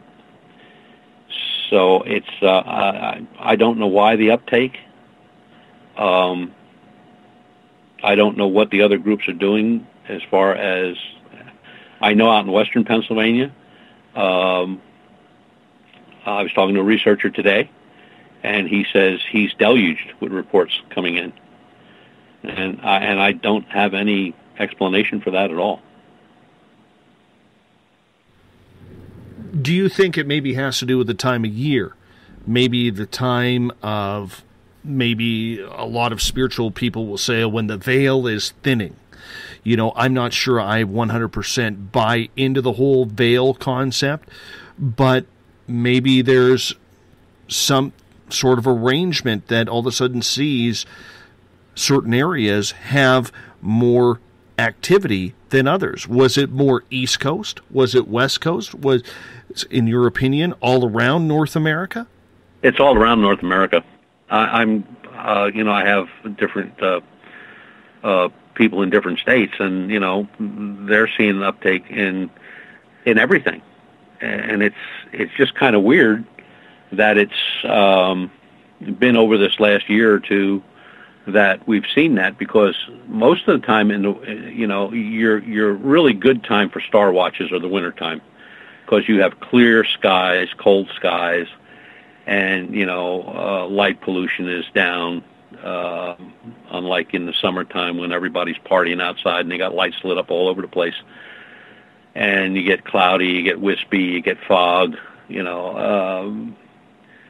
I really don't have an explanation for this. It's just like, you know, I was talking to Dr. Jacobs when I saw that my abduction rates were going up in reports, and contacted him, and he said, well, he'll look into his and see if there was. And he called me back the next day and said, you're right. He said, I'm up about 8 to 10%. So now, this is a guy that gets like 250 reports a month or so. I don't get that many. I might get 2, maybe 1, maybe 3. But still, I was up 10%, and so was he. So abductions went up. Paranormal, I think, has kind of dwindled. You're not seeing as many paranormal reports. The couple paranormal groups that I know and deal with, it's been very slow for them this year and better part of last year. UFO groups, not so much. They've been picking up. And crypto that's over the wall. I mean, that's just outrageous. I mean, if you get a report of 1 bipedal canine or 2 bipedal canines in a year or 2, that's a big deal. When you get 20-some, that's an even bigger deal. And when we're talking about the same creature, a little nerve-wracking, considering it doesn't leave a certain area. So is it just 1, or are there more than 1? Don't know. What are people experiencing this time around? Because a few years ago, everybody was seeing grays. If you were an abductee, it was all about the grays. And now we see so many different people having humanoids, insectoids, monster-looking reptilians. There are so many different categories of ET contact now. Are we still with the grays, or are we seeing more now? No, we're seeing absolutely more. Grays, little grays, tall grays, they're not the main denominator anymore like they used to be. Now it's occasional grays, tall or short, reptilians, mostly shadows, a lot of shadows that have a form of some type that will cross a road or cross a room or walk through a crowd in a store. And these are people that maybe the night before or day before or something like that saw something in the sky they couldn't explain. And it's like they brought them home. I don't know that that would be paranormal or if that would be an alien infestation of some sort. But another thing that's really brought to the forefront in the last year is portals. And, people are seeing, like, the one report was a gentleman watching TV, watching a sports program, and he just happened to look over to a cabinet where he was going to go over and retrieve a cigar, and the wall looked like it was transparent. He could see into the other room. That's on the other side of the wall. And he got up and he walked toward it, and it came back the way it was, where it was a solid wall. But while he was sitting in a chair looking over, it looked like it was transparent. He could see everything on the wall on his side, but he could also see everything on the other side of the wall, which was another room. So my thought there was, what the hell could cause that? So portals are a big thing. What people are seeing in their own homes is just odd. And it's usually every one of them, with the exception of just a couple, had some type of UFO sighting or craft sighting within days of seeing something in their home. Now, I don't know how to put those two together. A basic, like I would call seeing something in your house a paranormal event, and of course seeing something in the sky would be a UAP, but I can't put the two together. I just don't know how to do that. So if they see something, is something following them home, or is there something wrong with the home, or is there something that drew the UFO to the home, or vice versa. It's very strange. It's very strange. But it's happened more than once. Matter of fact, the one I'm going to tonight is one of those cases. Well, let me ask you this. Why do you think so many people now are seeing different species, though, rather than just the grays?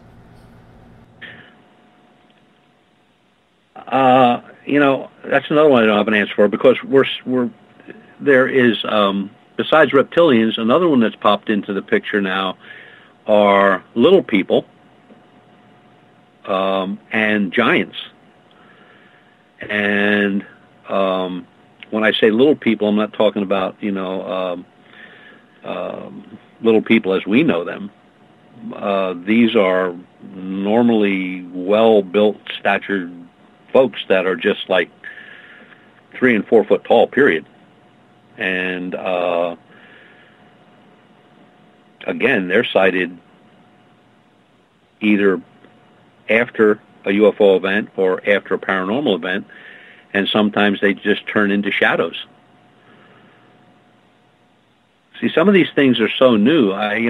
We haven't really gotten involved in investigating any of them yet. Tonight is going to be the first time we're going to be looking at these shadows and a possible portal. But then it makes you think, as an investigator, why would there be a portal in a home, in an attic, where there's just a young couple with a small child? I don't get that. I would love it if you could explain this experience and what you're going on. You explained it to me before the show when we talked. I think our audience would love to hear this. Okay. Number of weeks back, a gentleman came home from work. He's a stonemason. Parked his truck, went to put his sunglasses or something up on the dashboard, and he got to look straight up out of his windshield, and he sees a craft, which he photographs. Then within a day, it starts. They're sitting in the living room, and they see shadows in the corner of multiple beings, and one of the beings runs into the kitchen. And they see him run into the kitchen. So he goes into the kitchen, and there's nothing there. And then there are shadows seen in the bedroom, always in the corner of the room. Some are tall, some are short. One, he said, looked like a very, very tall gray. But his interaction with the smaller shadow beings was not like he was the boss. It was more like, he may have been a captive. He hears buzzing in the walls. He's got a circle up in his attic that he's put a GoPro camera on that moves and changes color around the edges. And when he goes up there, there are always at least 2 of these shadow beings in the corner of one or 2 corners of the room. And there's no interaction. I mean, they don't chase him. They don't do anything to harm his wife or the children. And it's just, I think the worst part of the whole story is he's in the bathroom. He comes out of the bathroom, and he's got the number 33 on his forehead. Now, 33 they call the Jesus number because Christ was killed on his 33rd birthday, they say. 33rd year of his life, rather. The number 33 also plays big in the Illuminati and Masonic lodges and stuff like that. When his wife saw it, and he looked in the mirror and saw it, by the time he turned around to look at her the second time, it was gone. So, now that to me is just scary. Now, we don't know enough about his background. Is he into any type of worship, or is he dabbling in any of the dark arts or anything like that, which we'll find out tomorrow night. But it's just a very strange case. I mean, there's just a lot of elements that shouldn't be there. I mean, if you see a UFO, it doesn't necessarily mean you're going to go home and have shadows in your kitchen, or you're going to go to the bathroom and come out of the bathroom with numbers on your head, on your forehead, or you're not going to see shadows run from one side of the room into another room. But it got to the point where it was getting that scary in the bedroom that they actually sleep downstairs in the living room on these blow-up mattresses. And he said he's not afraid for himself or his wife. He's afraid for his 1.5-year-old child. But this all happened within a 5-week period. So when you go into a situation like that, what are you preparing for? Are you preparing for alien contact? Are you preparing for demons? Are you preparing for more of a paranormal type investigation? I'm going to go in there with a normal UFO investigation and what I have to do. And I've gotten a hold of the one paranormal group, the oldest group I know, the best guys I know. They're going to go in and do their thing and see between the two of us if we can arrive at something. I definitely want to view this circle in the attic to see and view all the film. He's taken thousands and thousands of photographs. I mean, this guy says whatever happened, he said, or we saw, we photographed. And so he's going to be transferring that all off into a card, a CD card, so I can download it here at home and go through everything. He did take out all the scrap pictures, pictures that didn't show anything, but all the pictures he has, he said, shows something, whether it's the shadow beings or movement in the house. And when I say movement in the house, it's not like stuff is being thrown off the wall onto the floor or dishes are flying through the room. This is just movement by these shadows. And there's been no injuries, there's been no threats. I mean, nobody's gotten sick or anything like that. But the number 33 in the forehead does worry me a lot. That conjures up a lot of bad stuff. We'll see tomorrow night. I'm sorry, we'll see tonight. I keep saying tomorrow night. We'll see tonight. Well, it's still tomorrow night for me, my friend. Yeah, it won't be for you, but it won't for me. So we'll see what comes out of it, and next month when I'm on the show, maybe we'll have an answer. With the ET increase, were people having positive or negative experience, or was it a little bit of both? It was a little bit of both. Yeah, I think it's a little bit of both. So when you have that many people now having experiences, were they first-time experiencers or people who had contact previously? These are all first-time experiencers. All the ones I've just gotten lately, all first-time experiencers. The one guy is just adamant. Even when we were viewing what he was telling me he was seeing, he's just looking at me going like, I just don't believe it. I don't believe it. How can that be? I don't believe it. And he's looking at it. He's the one that called me. We're both looking at it together. I mean, it's right there. And he said, I just don't believe it. And I said, well, it is what it is. I mean, I can't tell you who's flying it. I can't tell you what it is. I can't tell you where it came from. But we're looking at it, right? So it's there. We're looking at it now through binoculars and infrared. It's there. So it's not disappeared. And then it does what it does, and then it just goes away. Are they getting scarring? A lot of people seem to get the triangular 3 dots. No scarring. That was one of the very first things I asked them. I said, have you and your wife really checked each other out physically for any marks, abrasions, bruises, sculpture marks, scoop marks, triangle dots, lesions, black and blue marks? He said, absolutely. Head to toe, nothing.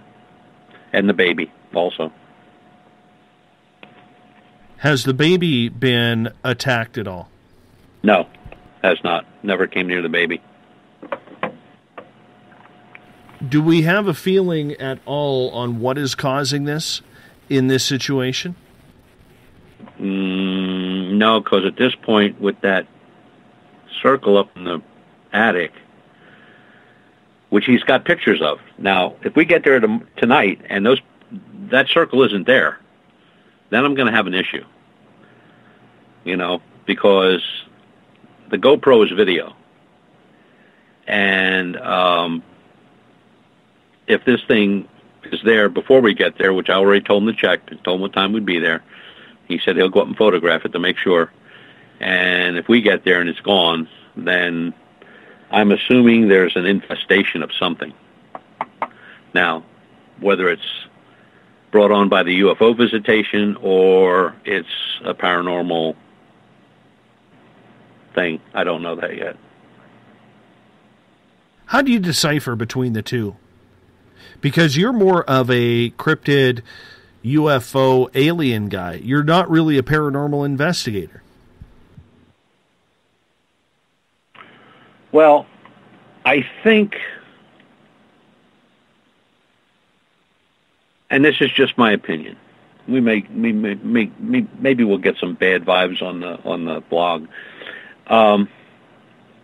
Over the years, I've come to realize that this all could be tied in together. It all could be one. Now, I caught flack for that one time at a conference, but I said, it's the only thing I can explain why certain things happen when certain things happen when certain things happen. And there are three different genres, and the chance of that all happening, you know, at the same time. We have a paranormal experience, we have a UFO sighting, and we have a creature report. Same place, same time, same individuals, all at one time. I said, that's uncanny. So could they all be, could this all encompass under the umbrella of the name paranormal? I think so. I think it could. I may be all wet, but And I agree with what you're saying there, Butch, that it does all encompass under the word paranormal, because too many people, I strongly believe, are trying to segregate each compound of it. Yet for some reason, most people in the paranormal research field are not looking into the combination of what these sectors have. Right. No, you're right. You're right on the money. I mean, most researchers follow a very narrow path. And that path is they're looking for something in the sky and they're trying to explain what it is, to put it easily. Paranormal people, same thing. They're trying to prove that there's people that come back from the dead. And the crypto guys are out there trying to prove there's something that shouldn't exist that does exist. But when you think about it, they're all trying to prove the same thing, just about something different. And they all have similar characteristics. Interdimensional, scary, can cause damage, have caused damage, etc. So why wouldn't it fall under one umbrella and cover it all? Well, that opens up a whole different Pandora's box into what we were talking about in hour number 1 with the biggest issues that we have in the paranormal field, which is opinion versus true research. Mm-hmm. And that's what it's going to take. It's going to take the research. I mean, you can come up with anything in 5 minutes. I mean, I've talked to people where they got the whole thing planned out and they know everything and they figured it all out before I even got on the scene. And they were wrong. Hoaxes are abundant by the thousands lately. I mean, they're not even trying to hide things anymore. It is something that you just have to prove what you're saying. You need that evidence. You have to prove it. You can't just talk about it. And I know I get off on it every now and then where I'll just lose my mind, where people say, well, that's what it is. Well, how do you know what it is? Well, because I know. Well, how do you know? Well, I know. Well, what the hell kind of answer is that? I mean, that's nuts. Show me the evidence. Show me what proof you have. show me anything you got. And normally, they don't have anything. It's just words. Well, you can make up words about anything. And until you walk into your office or anybody else's office and say, okay, Dave, here's the blood, here's scat, here's hair, here's teeth, here's claw marks, here's prints, here's this, blah, blah, blah, down the line. It's all been verified. They exist. End of story. You can walk out of there and smile. But if I walk into your office and tell you all this stuff but don't show you anything, and I can't prove anything, the only person smiling is going to be you, laughing like hell. Like, this guy's nuts. It seems that it's so much easier to say you solved it by just saying you solved it than it is by solving it by proving it. And that cranks me up pretty good. So with these reports that have been coming in exponentially in later of 2016, were people seeing craft as well? In two cases. In two cases, yes. And what kind of crafts were they seeing? Both were orbs. Larger orbs? Best description, size of Volkswagen Beetle. Which we have had in the past, about the same size, yeah. So they weren't seeing triangles or large rods or what we would say the flying saucer. Yep, no. In both cases they were orbs. And orbs right now probably make up 80% of the sightings.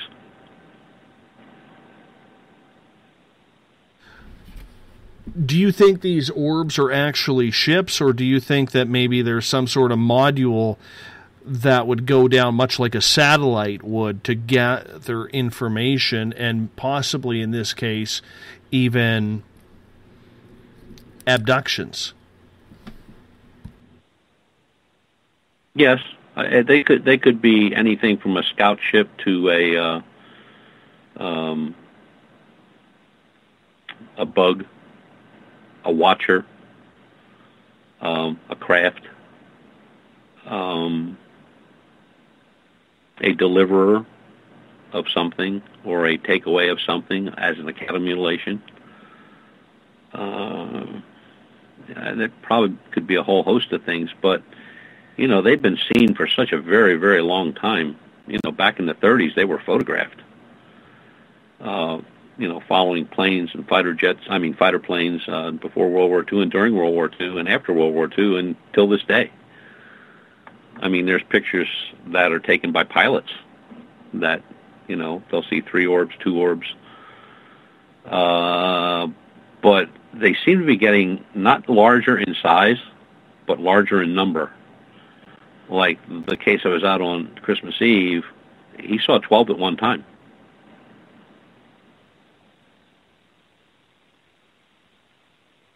That's a lot. That is a lot. Normally it's 1 or 2, maybe 3, but not 12. And he said they weren't flying in any particular pattern. You know, they weren't flying in any particular formation. He said they were just there, 12 of them. Come up over the mountaintop, and he said as they came over the top, he was counting them. And he said there were 12. And then they were followed by 2 helicopters.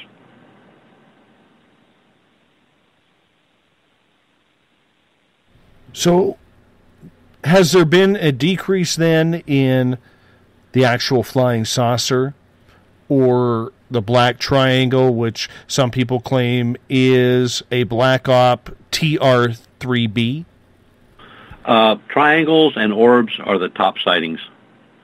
I haven't seen or received a saucer or rod or tube or elongated cigar type in at least 4 years.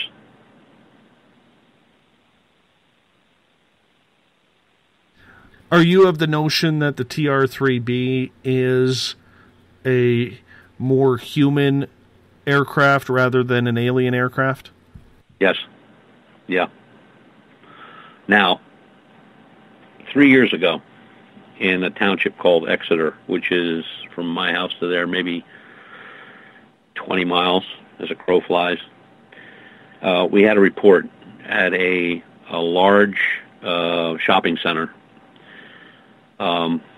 Number of people. First, it was seen by 2 people, and they saw it done. 2 more people saw it. Pretty soon you had a crowd of like 20 people that were looking at this thing. And it was very strange. It was a large black triangle, had a look to them like a red or bright orange light in the center of it. But the oddball thing about it was it had a protrusion coming out of its nose, out of the point. And they all described the protrusion as looking like a whaling harpoon.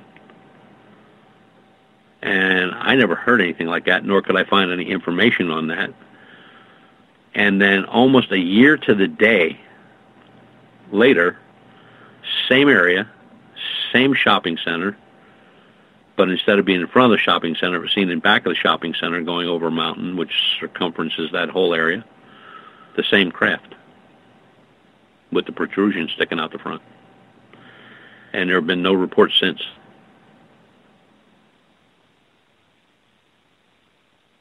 When you have these breaks where there isn't many sightings, there isn't many interactions with them, have you been able to maybe look at these periods of time to figure out why at certain times of the year that there just seems to be nothing, and then all of a sudden, boom, it's like the floodgates open?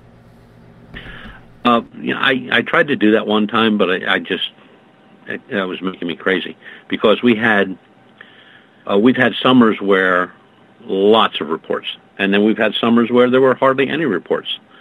Then for a while there, it was like in autumn, like, September, October, November, we were getting reports. And then December, January, February, March, we weren't getting anything. And then it'd pick up again in the summertime. Then the summertime would be busy. So I can't put a season to the reports because it seems to change all the time. We've been in an area in October, late October. It was very cold. It was a very clear night.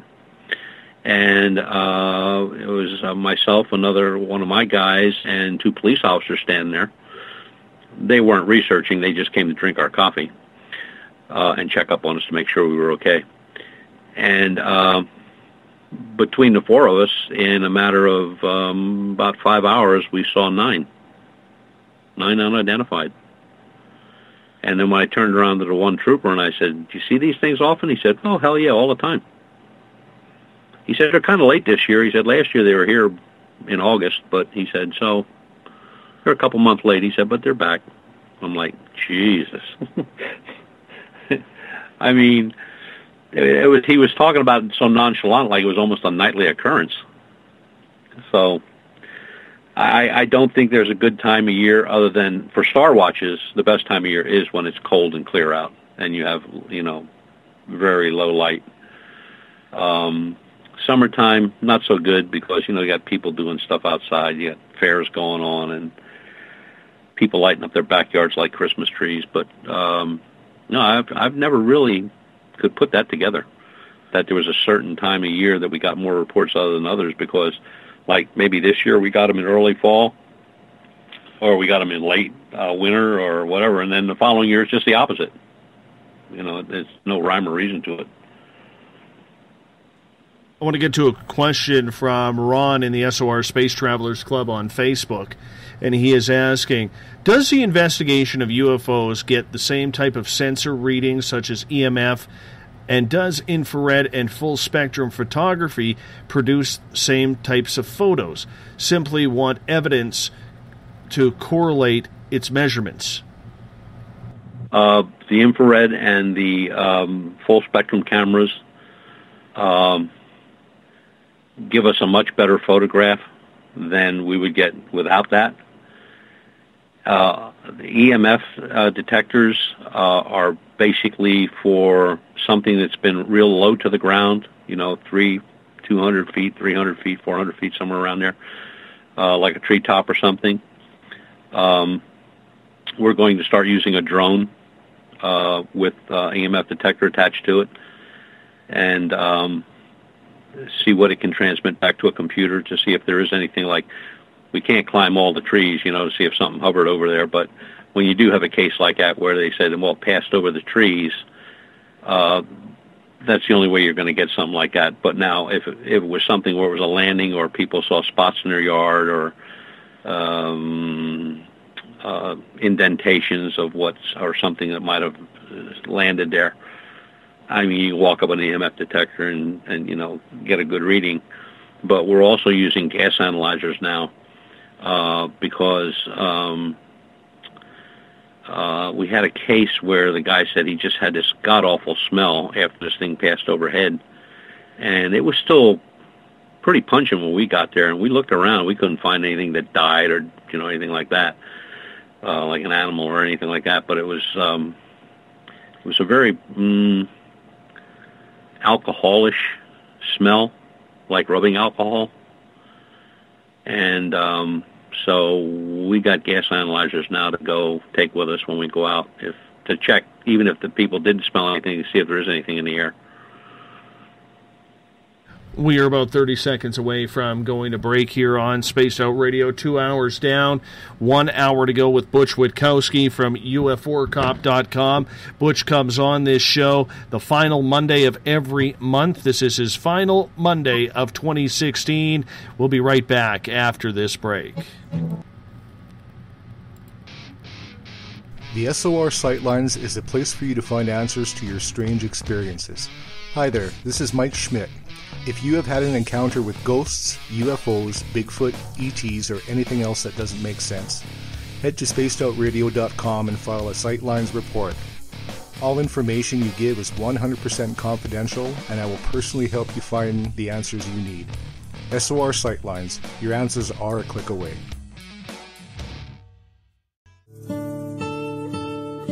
Greetings and salutations, space travelers, from the Chronicles of the Unknown team. What is Chronicles of the Unknown? I keep hearing about this thing. It's a new paranormal reality TV show based right here in beautiful British Columbia, Canada. Follow our team as we uncover claims of activity on the Caribou Gold Rush Trail. You can also follow us here every third Monday, where 2 members of our team will be available to answer your questions. We'll give you some equipment updates and some of our experiences on the road, right here on Spaced Out Radio. Hi there, I'm Butch Witkowski, lead investigator with Ufologie. On the final Monday of every month, you can listen to me and host Dave Scott on Spaced Out Radio's Strange Days. We're going to get to the heart of the matter when it comes to what's happening out there. People are seeing and experiencing things from ET contact to Bigfoot, and I want to hear about it. Your experiences are what we investigators need to help solve these unknown mysteries. So tune in at spacedoutradio.com to the final Monday of every month from Butch Witkowski's Strange Days. Visit purpleplates.com today. For over 40 years, the Purple Energy Plates have been delivering amazing results for their many customers. Inspired by the great genius Nikola Tesla, the harmony, healing, and energetic effects of the plates have proven over and over to be beneficial and often miraculous to thousands of customers. With their money-back guarantee and the many benefits, how can you afford not to get one? Check their site for daily specials and choose from their many energy products. You won't be sorry. Visit them today at purpleplates.com for mind, body, and spirit, and expect a miracle. This is your medium, Joanna, from Spaced Out Weekend, 2 mediums and a large. I would love it if you would come and join us with host James Tyson every other Sunday on Spaced Out Weekend.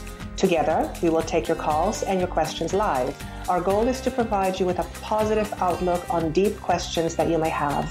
Questions regarding love, relationships, money, or whatever else is on your mind.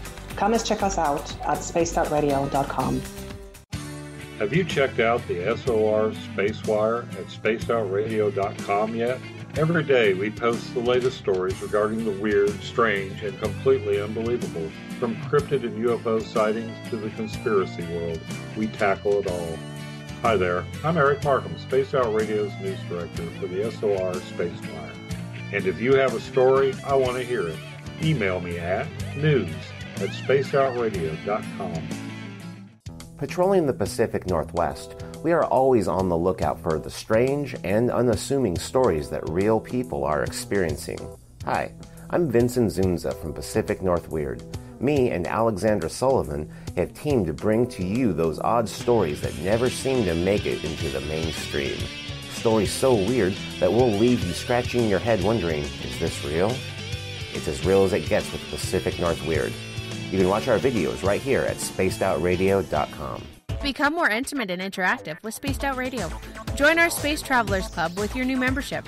For $5 a month, we'll provide you with special access to the website, monthly prize draws from books to psychic readings, along with monthly newsletter, private interviews, and more. Sign up today to be part of Spaced Out Radio's experience. Every month on Spaced Out Radio, we look into the deep and dark reports of cryptids roaming around the world with me, Rob Morphy, from Cryptopia.us. I would love it if you would join me and host Dave Scott as we delve into the most arcane stories and reports regarding creatures of the unknown. My job is to hunt down the details and bring the evidence forward to you. These aren't your regular Bigfoot stories I'm talking about either. You can find out more about crypto history at spacedoutradio.com. Looking for a place to advertise at a very reasonable cost? Look no further than Spaced Out Radio.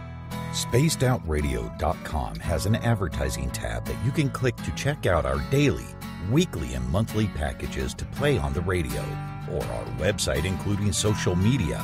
From commercial spots to banners, we have it all. Check out our competitive pricing today.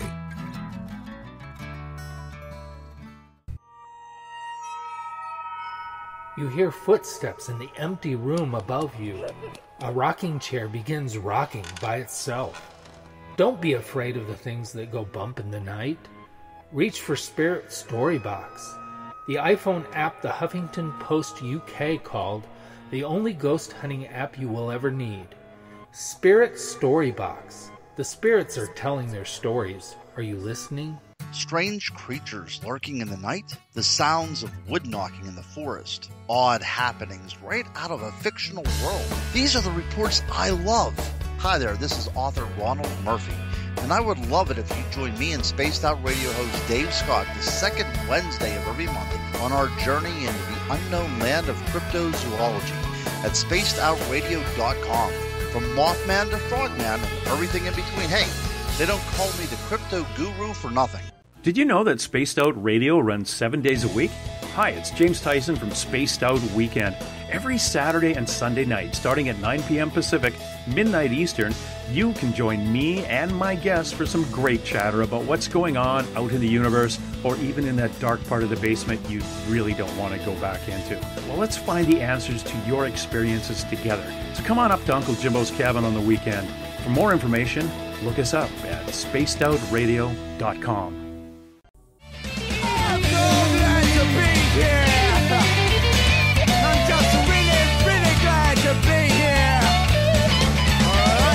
Would you like to connect with us on Spaced Out Radio? Head to spacedoutradio.com to check out the latest shows, guests, and sponsors.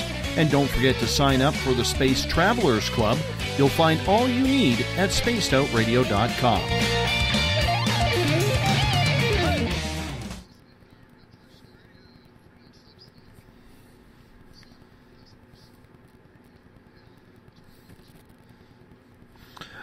Welcome back to Space Out Radio tonight. I am your host, Dave Scott. Good to have you along with us, especially all the new listeners who are listening in for the first time on our Spreaker chat room. James K., Dalbro, you know who you are. Astral, we appreciate you doing it. Darren, good to see you back as well, along with Viking. Thank you so much for giving us an opportunity to broadcast to you. Tomorrow night on the show, we will be joined by cryptid researcher Jody Cook. We're going to be talking Bigfoot, we're going to be talking Dogman, and what is hiding in the forests near you. It's going to be a great show, 9 p.m. Pacific, midnight Eastern time, as we do Spaced Out Radio 7 nights a week, right here at spacedoutradio.com. Thank you so much for being with us. If you're listening in on the United Public Radio Network live on 107.7 FM in New Orleans and over 160 countries around the world, thank you for making part of our show your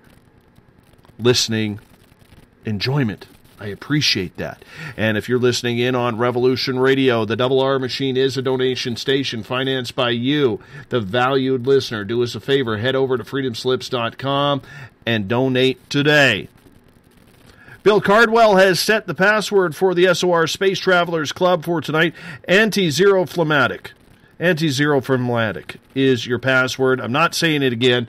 I'm tongue-tied on it. But it is your SOR Space Travelers password of the night. If you are a registered space traveler, make sure you use the password wisely. Thank you very much, Bill, for doing that each and every single night. If you want to follow me on social media, you could do so on Twitter at Spaced Out Radio. If you want to chat with us on Twitter, use the hashtag Spaced Out Radio. We appreciate that. You can follow me on Facebook, Spaced Out Radio Show. On Instagram, Dave Scott SOR. Subscribe to our YouTube channel, Spaced Out Radio Show. And our website is spacedoutradio.com. You can also tune us in on TuneIn and download this show and others off of iTunes. For the final time tonight, we introduce Butch Witkowski from UFOcop.com. Butch comes on Spaced Out Radio the final Monday of every month, and he kicks off the final week of 2016 with his final appearance. It's a plethora of finals out there tonight, Butch. Welcome back. Plethora, okay. Yes, that is the SOR word of the show. You know, we're sponsored by Plethora. We should be, at least. We should be. We say it enough around here. I got some questions for you from our audience, if you don't mind, my friend. Absolutely. Quantez on Twitter at hashtag SpaceOutRadio is asking, has there been an increase in missing time cases? Yeah, especially with the abduction cases. As they increase, the missing time cases increased. Normally, if you would take an average of, say, 10 cases of abduction, you might have 3 or 4 at the most of missing time. The rest will be divided up onto where they were taken, where they were brought back to, etc. But it seems now that I would say 7 out of 10 are displaying some type of missing time. Are we talking hours upon hours, or are we talking maybe 30 minutes? Sometimes it's hours, but I would say if I had to average it out, probably an hour and a half, 2 hours max. And always in the dead of night. You know, like between midnight and 4 a.m., 5 a.m. Let's get to another question. This one at hashtag Spaced Out Radio from John Porter. Do you believe, Butch, that sunspots could affect a UFO's ability to hide itself? Yes.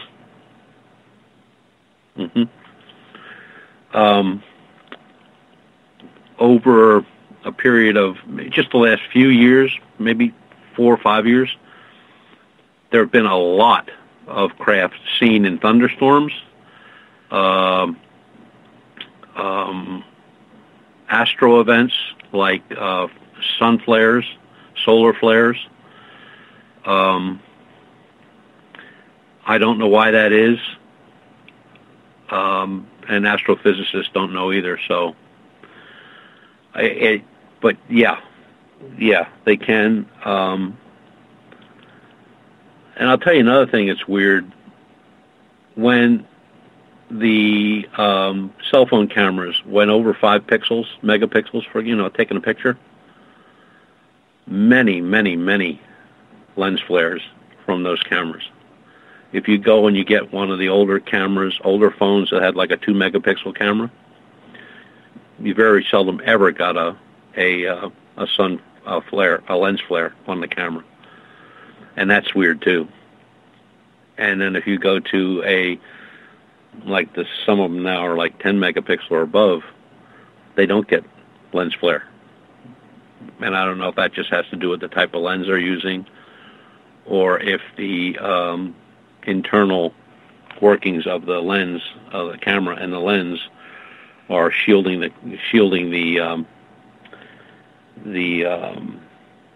lens from damage. Second question from John Porter at #SpaceOutRadio. With all the backyard amateur telescopes, shouldn't we have more pics of objects in the night sky?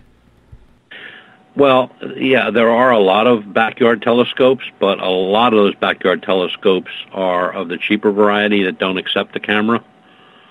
Or if they are a little more expensive, the camera connection from the telescope to the camera is probably costing more than the telescope itself. There are some now. Celestron makes a very good one. It's under $500. It comes with that adapter, so you can adapt pretty much any camera, including a cell phone camera, to either Android or Apple, to that telescope. And I'm pretty sure it's under $500. And you're probably going to see more of those because the people that really are out there doing that type of thing with their, looking in the sky all the time, the cost was just prohibited. They were crazy. I mean, you were looking at spending, $2,500 for a scope and maybe another $1,800 for the adapters to put a camera on it. And it depends on what kind of camera, if it's going to be a digital camera, or if it's going to be a video cam. And there are, I believe Celestron also makes one that's in that $500 range that you can hook right to a laptop. You don't need a camera hookup. You can it'll send the information and the pictures right to a laptop. But it has to be certain megahertz laptop, like or gigahertz 1.6 and above, I think. Are you surprised, though, that there isn't more evidence with the amount of people who do seem to have an interest in the stars above?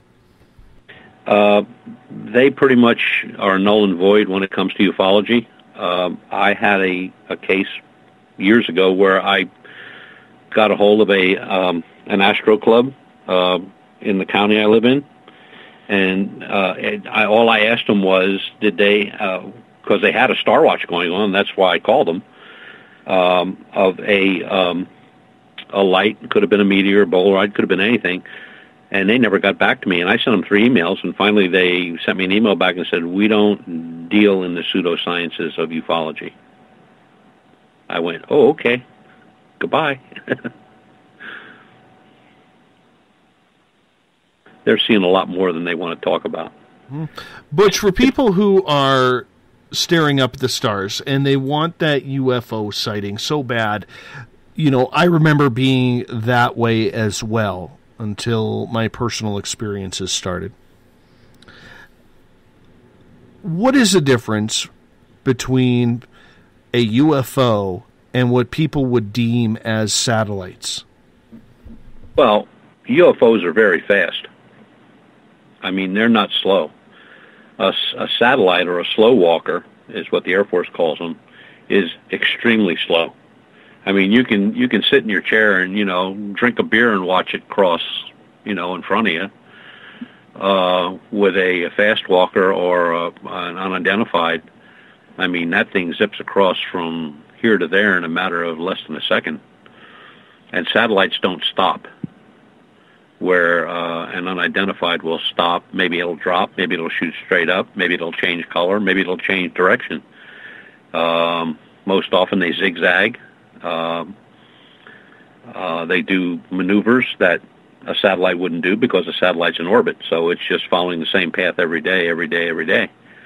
And the difference between the two is the speed. And the ISS, which gets nailed as a UFO pretty much on a daily basis, because they see these flashing lights. And, I mean, even NASA put it out when they very first put it up there, that when you see these flashing lights from the ISS, they're not lights at all. It's the solar panels that are picking up starlight, moonlight, space lights of all kind.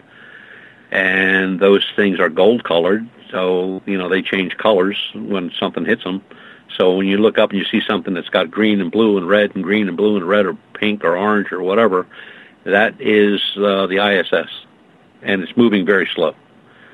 Fast walkers or UFOs go extremely fast.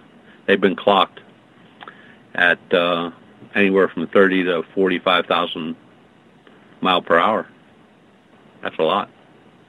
I remember in one of the first shows I did on Spaced Out Radio was with a gentleman named Wilbur Smith.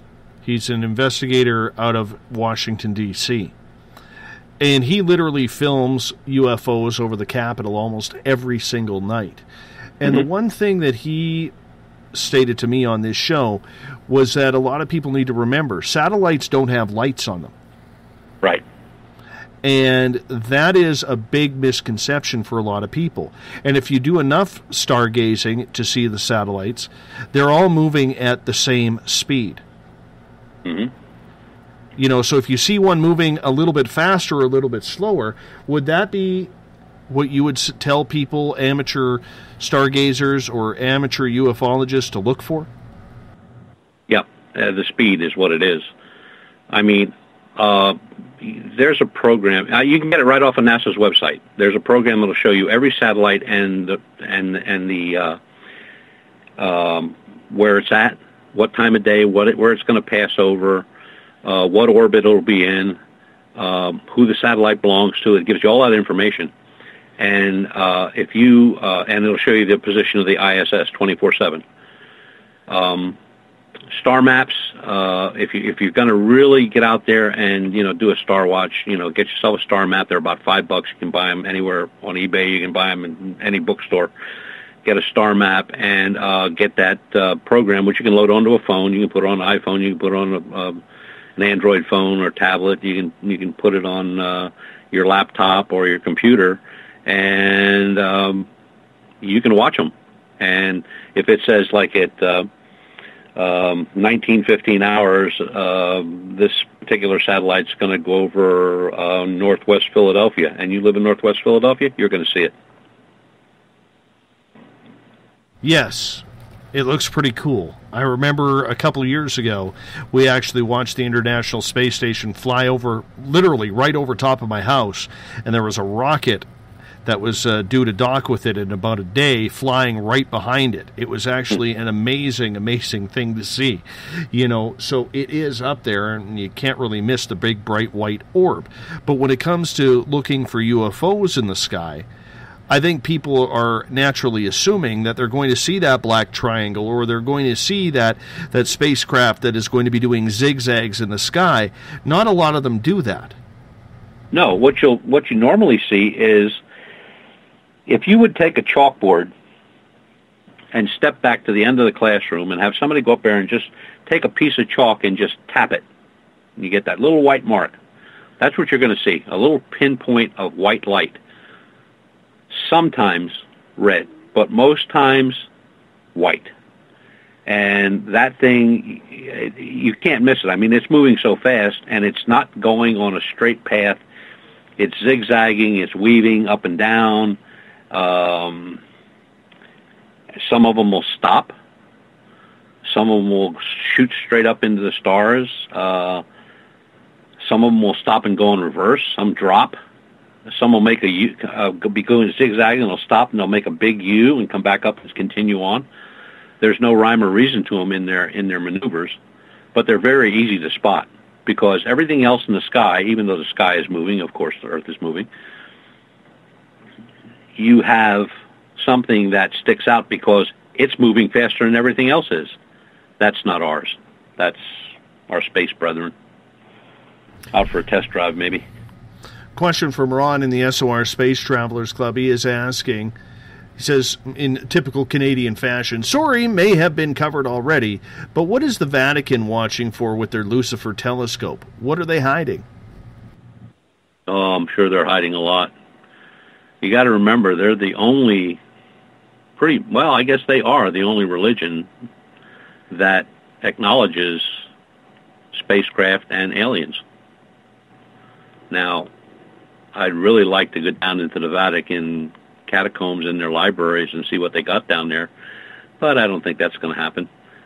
So they still train demonologists to do exorcisms. They still, the observatory is one of the finest in the world. I mean, that thing is, and they don't share that information. That's the part that really kind of cranks me a little bit.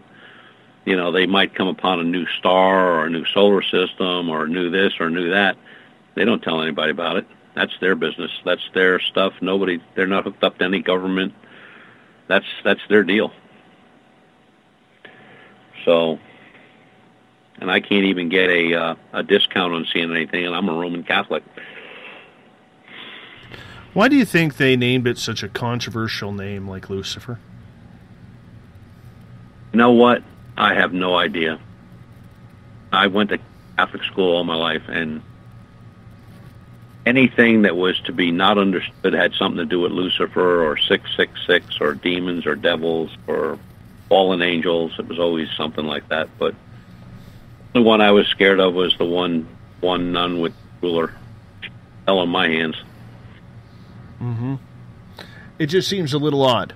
It seems a little odd that they would use the name that people associate with the devil for something along those lines.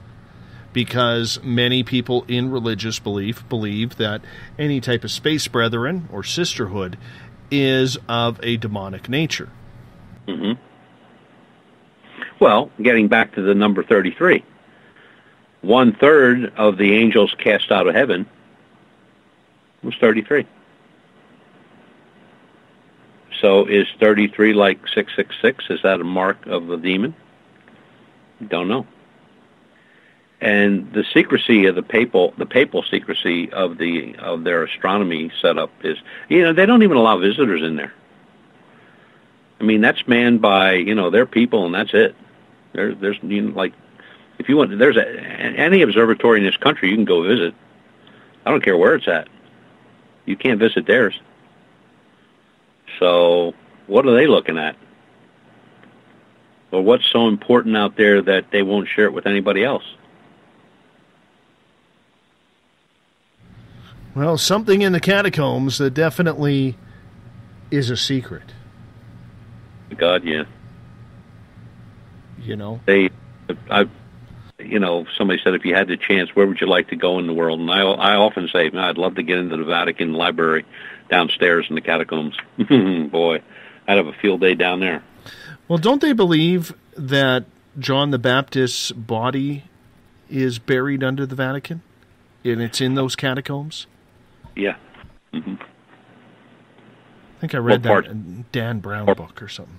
Or parts of it, like the head or fingers or something. Right. So when it comes to UFOs then, what do you think about people who are having numerous daytime sightings? Well, there's a gentleman, lives about an hour and a half away from me, and he just got tired of doing it at night.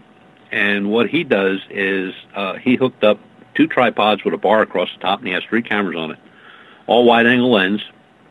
They're all hooked up to his computer in the house, and they're not on batteries. They're all on electric, and he has 4-hour tapes in each one, and he has a timer at his desk. He's retired, and he has them set for 3 hours and 50 minutes, and then he goes out and shuts them down and does his thing, loads them up again, and then he does this pretty much on a daily basis. And he sent me some CDs a number of years back, and he said, this is what I see during the daytime. I was flabbergasted. I mean, he was seeing hundreds of things in the sky that shouldn't be there. Hundreds. And there's a lot of people that look for him in the daytime. One of the tricks is to buy I can't remember the model number, but Sony made a night shot camera many, many years ago. 10 years ago. But they pulled it off the market after a year when they found out that on night shot you could go and view through people's clothing like an X-ray machine. So the people at the local beaches all had one of these cameras, of course. And they could pretty much see somebody in a bathing suit walk by, and they're looking through the camera taking video, and they're videoing them buck naked. So when Sony got wind of that, they pulled the camera. Those cameras are still available on eBay. They're not much, $150, $200. I was lucky enough to buy one brand new in the box, never opened. And you can photograph with night vision during the daytime.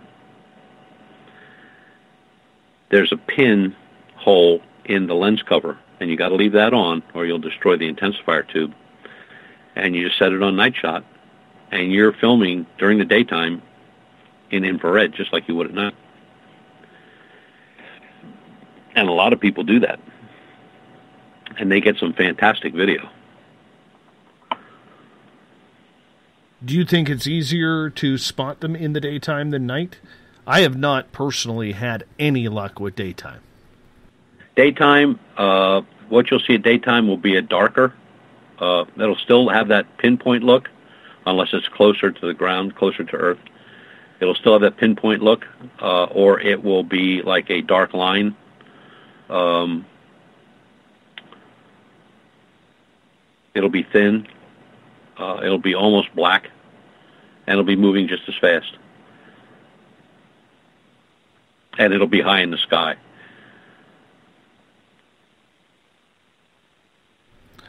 Have your success with UFO sightings happened more at daytime or night?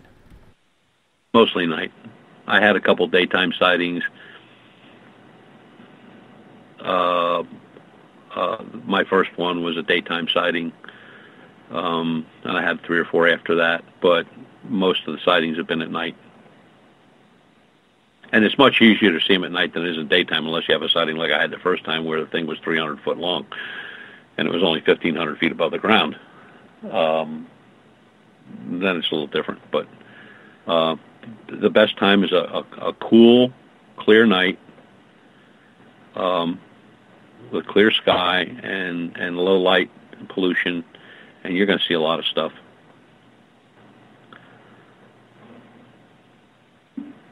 When people are having these occurrences, we talked a little bit about the TR-3B being more of a government aircraft. Do you think they are refusing to believe that that is a government aircraft, or do you believe that maybe they question whether or not we have that type of technology? Because some of the sizes of these TR-3Bs, if that's what they are massive. They're on city-side scales. Yeah, they are. The difference, I think, with the TR-3Bs is that they're so slow. They almost like float. They glide very slowly. One of my investigators was following one night up by Fort Indiantown Gap, and he said, 35 mile an hour, man, that was it. He said, that's as fast as it was going. And the 2 that were seen down in that shopping center I mentioned previously, very fast. Very fast. And the TR-3Bs don't really make the maneuvers like the UFO type triangle does. The TR-3Bs are always seen, floating very stable. I mean, they're flat, they're stable, where you'll have reports and videos of the other type of triangles that are very fast and very maneuverable. They'll turn on a dime. They'll climb straight up, and you just don't see that with the TR-3Bs.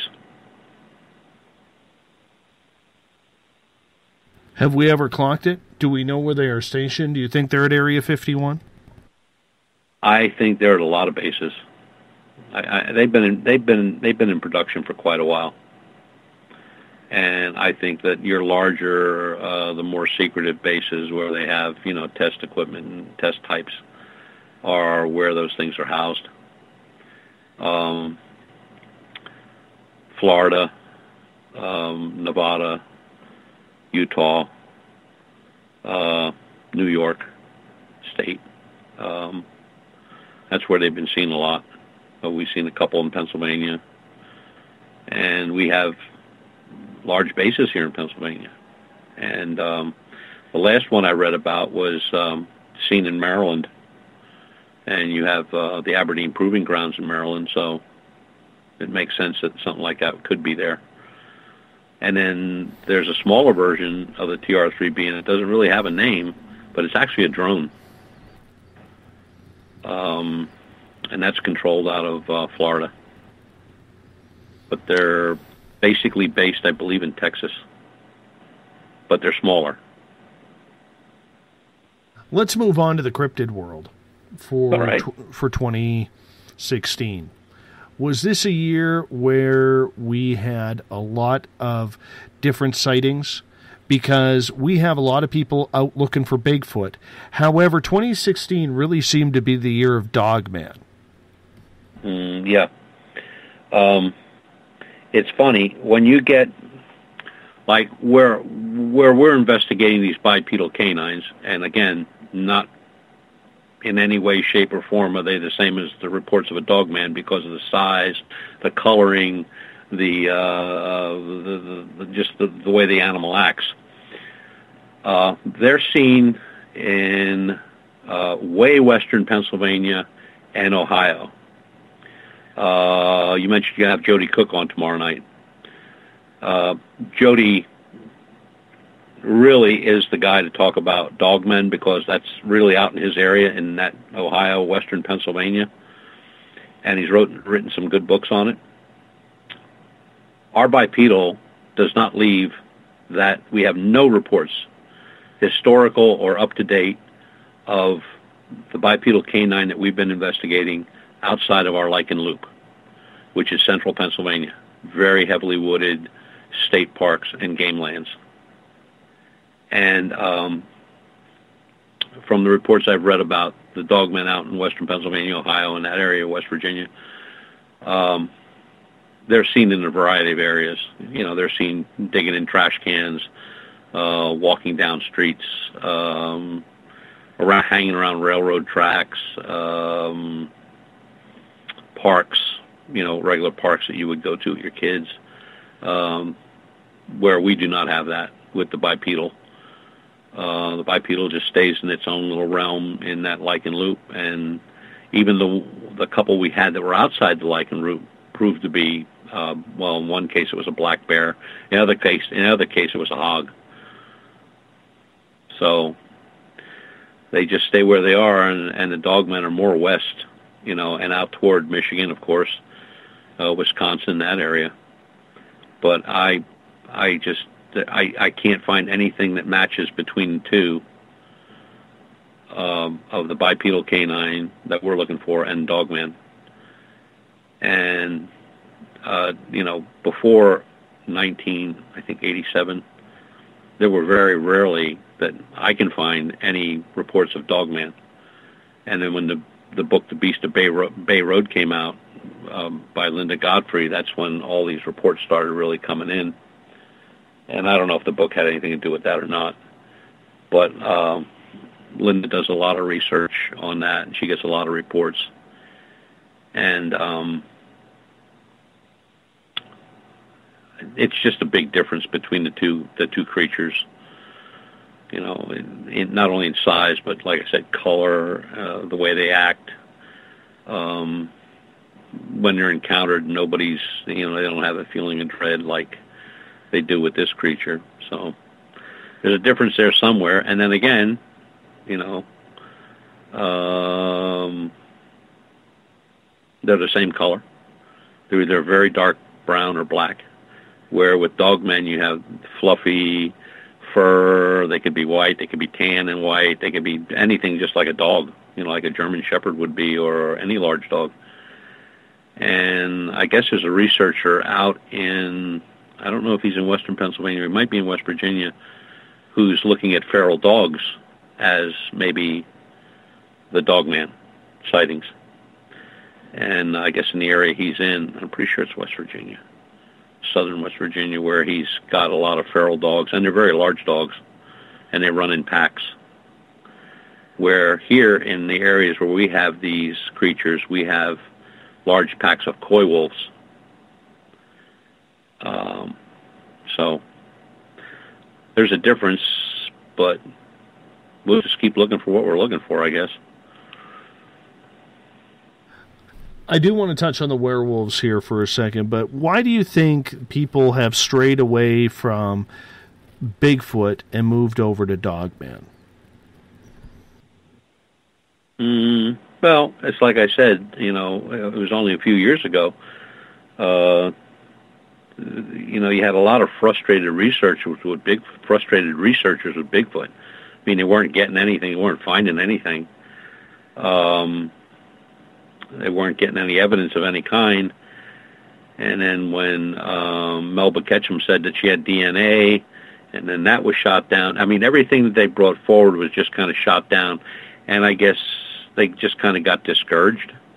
And it just like, when they went down, the Dogman reports went up. So I guess it's the monster du jour. Question from Ron in the SOR Space Travelers Club. You mentioned earlier that you do not carry firearms into an investigation. Why is that, and what other types of protection do you bring with you in case you were harmed in any way or attacked? I use a rocket launcher. No. The reason we don't carry a firearm is, first of all, in some of the parks, you're not allowed to carry a firearm, whether you're licensed or not. Secondly, I'm not a big game hunter. I'm not out to kill anything. I'm out to just prove that it exists. As for protection, we carry 68 caliber air compressed pistols that shoot either a hard rubber ball or a ghost gas, which is a very potent tear gas. And those weapons are also used in just about every zoo in the country when they get an animal that's out of control. It's a 7-shot magazine, so we stagger gas ball, gas ball, gas ball. And they'll stop a bear. We have bear spray also that we carry. But I guess our main concern as for protection would be either bear or coy wolf. An occasional mountain lion, it would stop them. So, you know, you got two guys firing 68 caliber gas rounds at you and hard balls, you're going to go. And, I mean, police don't even use ghost gas because it's that potent. I forget how high it is up on the scale, but I mean, if you hit somebody in the chest with one of those rounds, they would just stop breathing. They couldn't catch their breath fast enough, and you'd probably kill them. We carry knives, you know. That's pretty much it. I can understand that. A lot of people have stated that when they have had telepathic communication with creatures such as Sasquatch, and I understand it's all conjective theory here, but they say that Sasquatch appears more when there isn't any weapons around. And It has something to do with the fact that it has a very strong nose for the smell of gunpowder. Mm-hmm. Have you heard those theories as well? Yes, I have. Yeah. I've heard that years ago where people said that, you know, carrying a firearm, that they think that the Bigfoot can smell the powder or smell the oil that you've oiled the gun with, or, you know, there's a sense there. The only thing we're carrying those weapons for is protection from other animals. You know, a creature the size 8 to 10 foot tall, you know, wolf, I don't think we're going to stop anything with that. But from other animals like bear, Pennsylvania is loaded with black bear, and we have mountain lion. We have coy wolves, abundance here.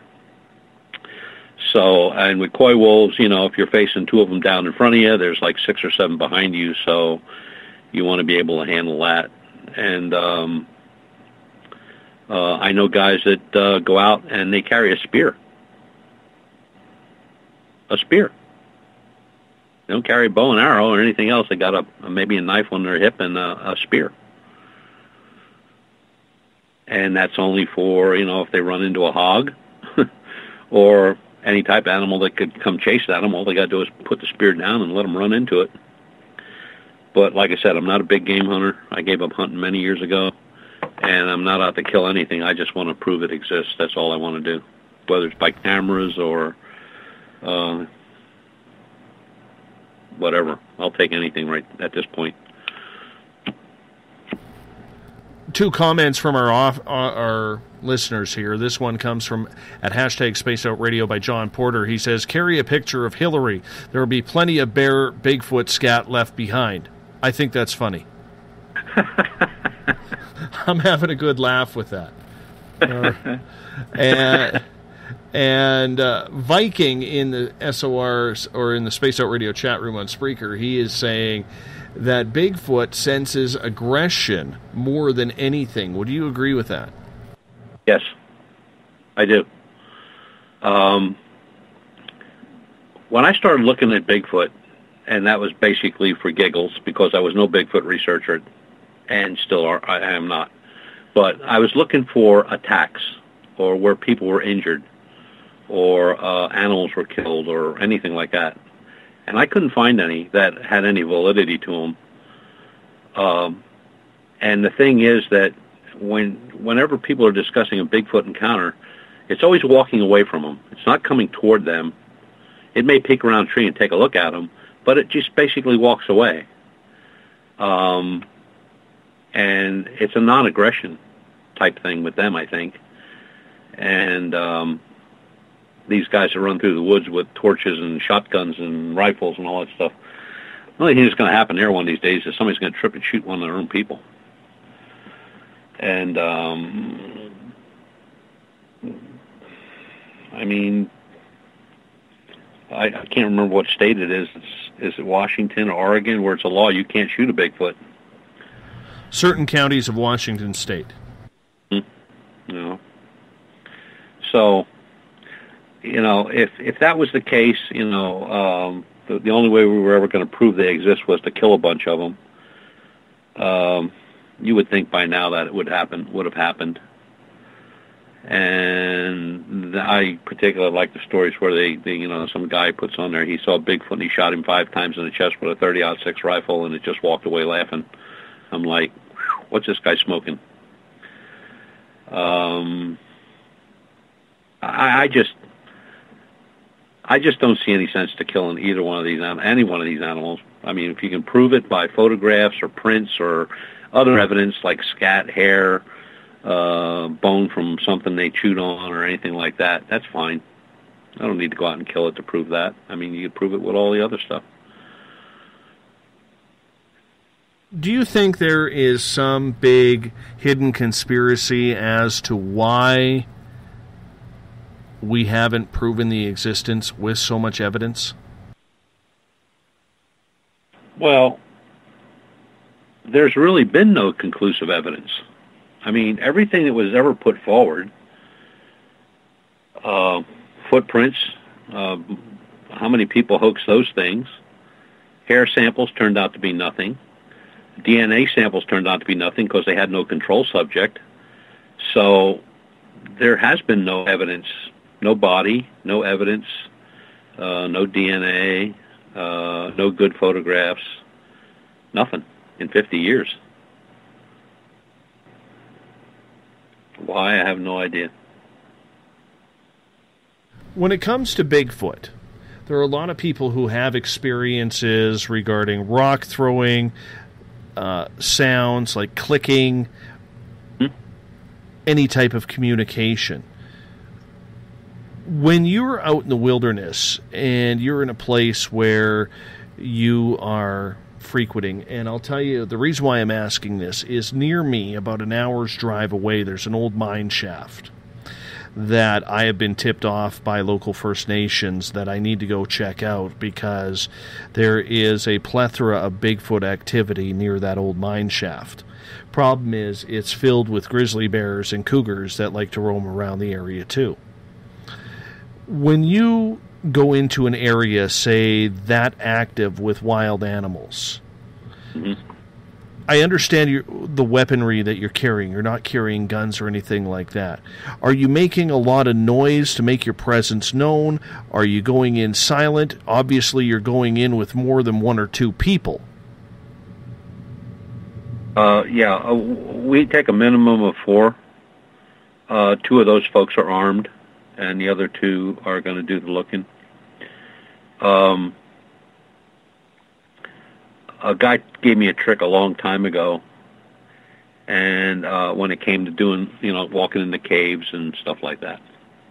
He said, get some China crackers, those little finger crackers, fireworks. He said, just light one of those up and throw it in front of the cave. He said, make sure you're a safe distance away. He said, if there's anything in there, it's going to come out. They don't like loud noise. No animal likes loud noise. I mean, I have 2 dachshunds. If I clap my hands, they both give me their utmost attention. And another thing was, what did the guy tell me? It was a hairspray. I can't remember the name of the hairspray. He said, if you're going to go into a cave or a mine shaft or something like that, he said, just spray this all around the entrance. And I said, so what is that going to do other than make the wood stiff? And he says, no. He said, there's some chemical in aerosol cans, especially hairspray, that animals do not like. And a matter of fact, the Pacific Palisades Zoo, when their guys are around animals that could get a little nasty, whether they're monkeys or anything like that, they have a can of hairspray. They just spray it in the air, and they'll run away from it. And I'm trying to figure out what that is or why it is, and I still haven't come up with any conclusion on that one. But I don't think we'll be carrying hairspray. I think just being cautious, knowing your area, knowing what you're looking for. We have a lot of snakes in this state, a lot of copperheads, a lot of rattlesnakes. So there are certain times of the year you don't want to go walking through the brush unless you're wearing, the proper clothing for that, snake pants or boots. But we haven't had any encounters, even though on our one trip up, the park ranger was warning us because there was a pack of 10 coy wolves running around. He had photographs of them. And they had shot, I believe, 4 out of the 10, but he said they shot 4 out of 10 and 5 more showed up. So we have a large group of coy wolves in this state. And, they show no fear. They have that wolf mentality, so they're not going to back off from you or me.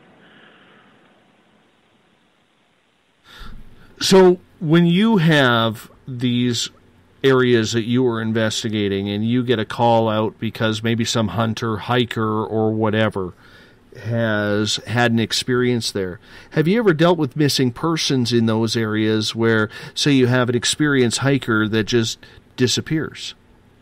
Yeah, we had 2. They weren't our cases, but there were 2 that we found.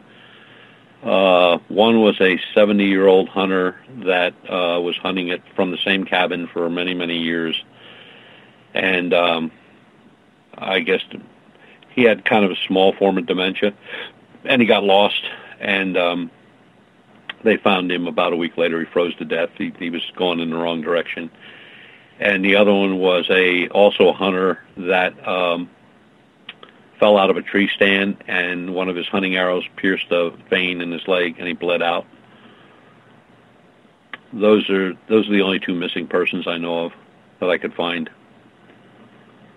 Are you a big believer then on the whole David Paulides missing 411 or whatever it is? Dave's research is intriguing because he has cases where an individual is walking in front of another individual and goes around a corner or around a tree or over a little hump in the ground or a little hill, and he disappears. And he's not found again. I mean, he's gone. Or if he is found, the body is found, in many different parts of a small area, and then the clothing is all folded up, and the boots are laying there nice and all lined up like he just got undressed and parked everything there, and then he walked off and died. But the biggest thing is with Dave's research is that when he questions the park officials about missing persons, which he knows are missing, they won't say anything. They won't show him any records. I guess the one park wanted to show, or the Park Service, I guess, wanted to show him records, but he had to put up $1 million in cash, which is crazy because that's public record. Something is going on in the parks. What it is, I don't know. A lot of children are missing. Now, in that scenario, a cougar could grab and kill a child in a heartbeat, and that child would never let out any noise at all because a cougar goes for the throat. that one hiker that was just killed up in California a little while back, a 19-year-old hiker. I mean, she was hiking with a group, and she was ahead of them a little bit, and when they came around the corner, they saw never heard a word, never heard a scream, and the cat was dragging her off into the bush, and they retrieved the body, but she was killed instantly. He bit right through her jugular vein. So could it be animal attacks? Yeah, it could be. Could it be something other than an animal attack? I guess it could be. You know, a full-size bear, grizzly or brown or even a large black bear, could take your head off with one swipe. So if you came upon one and you came face to face with it, and it hit you in the head or the mouth, you're not going to utter a sound. It'll just drag you away. But the thing is, nothing's ever found. I mean, no bodies are found, and the bodies that are found are actual animal attacks. I think Dave's work, I think he's on the right track as far as how he's documenting everything and getting everything out there. And people should be wary when they go to a state park. I mean, we go to state parks all the time, and you don't realize how far from civilization you are until you're out in the middle of nowhere. Even though you got your truck parked there, you got a campfire going, coffee's going, the generator's going, you're looking at your computer. I mean, it's like sitting in your office at home. But you got to realize that there's predators all around you, and you got to keep an eye open for that. Well, you know what's funny is the way you mention that. Like, literally 5 miles from my house is where Mike Schmidt and I found the Bigfoot tracks. Mm-hmm.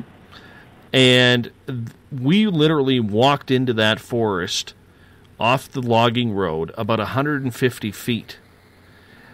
And if you don't know which way you're going, 150 feet is enough to get disoriented. Oh, yeah. It's like the desert. When I lived in Arizona, my brother came out to visit. We walked out my backyard, and we walked into the desert, and he said, yeah, it's beautiful. He said, so let's go home. And I said, okay, lead the way. He was walking in the wrong direction. I said, the house is over here. He said, no, it's not. It's over here. I said, no, it's not. So he started walking. He says, no, it's not. Which way is it? And he went the other way. He made 3 tries, and he couldn't find his way back to my home. And we were only about 300 yards out. But he couldn't see the house.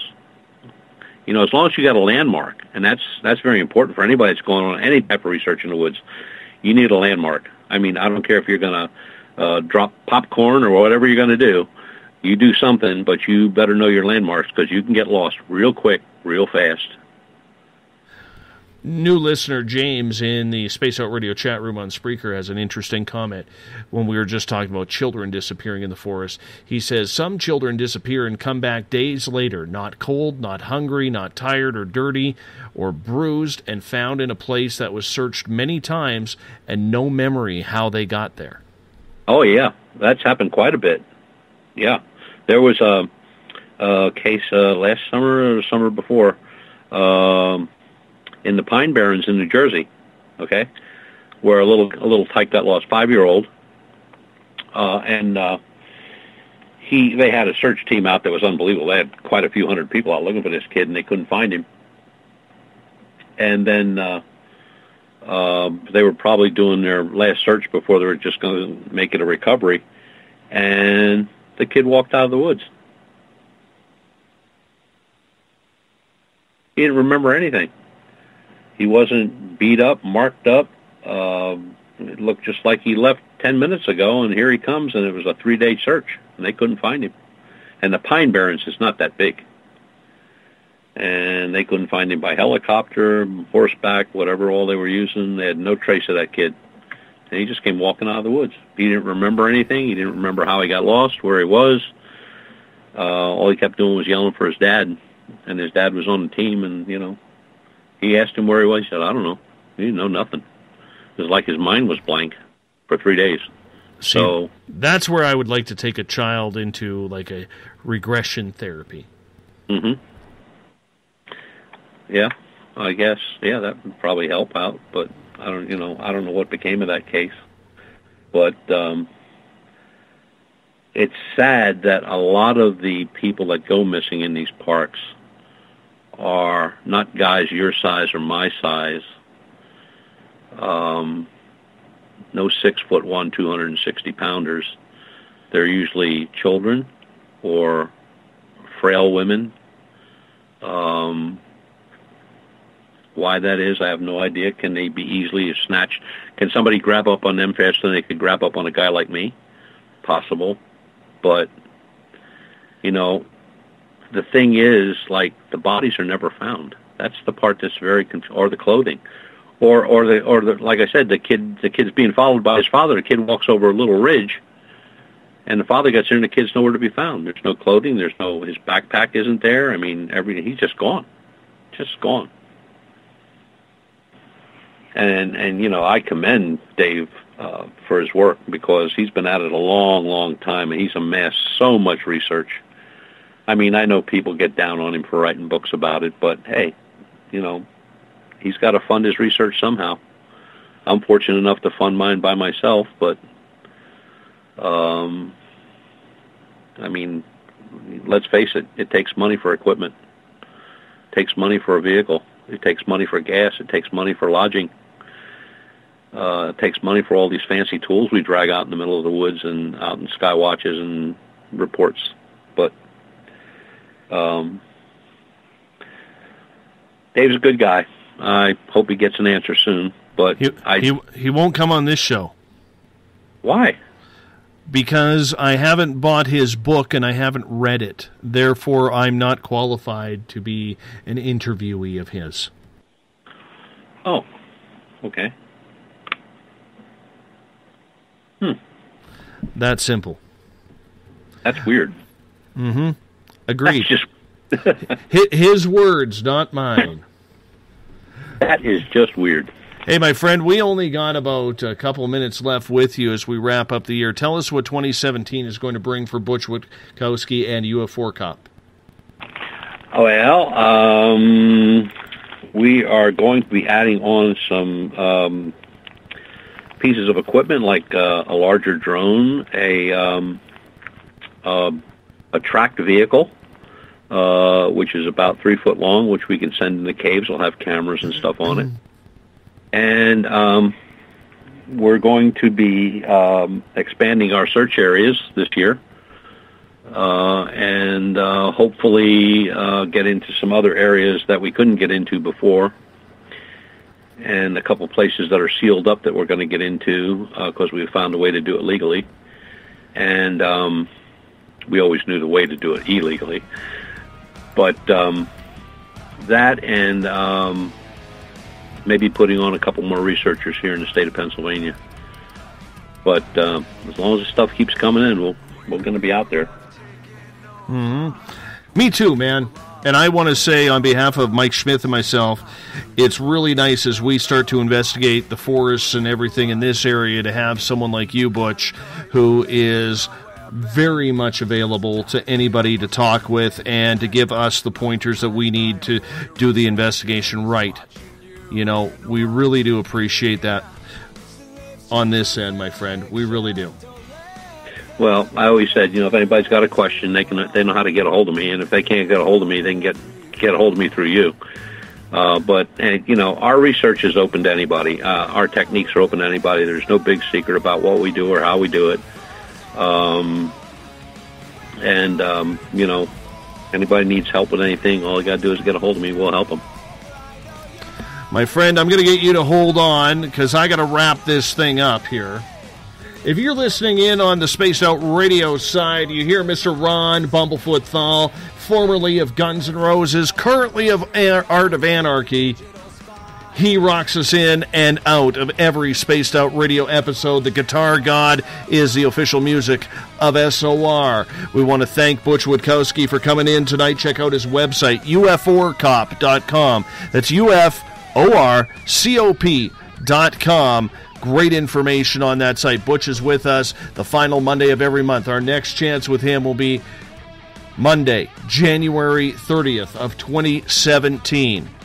Really do appreciate you all tuning in. Remember, if you want to catch this show on the archive, go to our YouTube channel, Spaced Out Radio Show. Tune it in on TuneIn or download it on iTunes. Tomorrow night on the show, we will be talking Dogman and Bigfoot. Investigator Jody Cook will be with us for the first 2 hours. We're going to scramble up some friends to talk hour number 3. We'll see where it goes. Maybe we'll even open up the phone lines. It's a rarity in these parts, but you just never know. Sometimes we're rebels like that.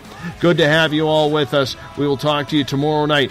James and Dal, I appreciate you guys coming in, giving us an opportunity to broadcast to you, and you loving the show. We hope to see you guys again, along with all our regulars on the mighty SOR here, 7 days a week. Have a good one, everyone. I am out. See you in 21 hours.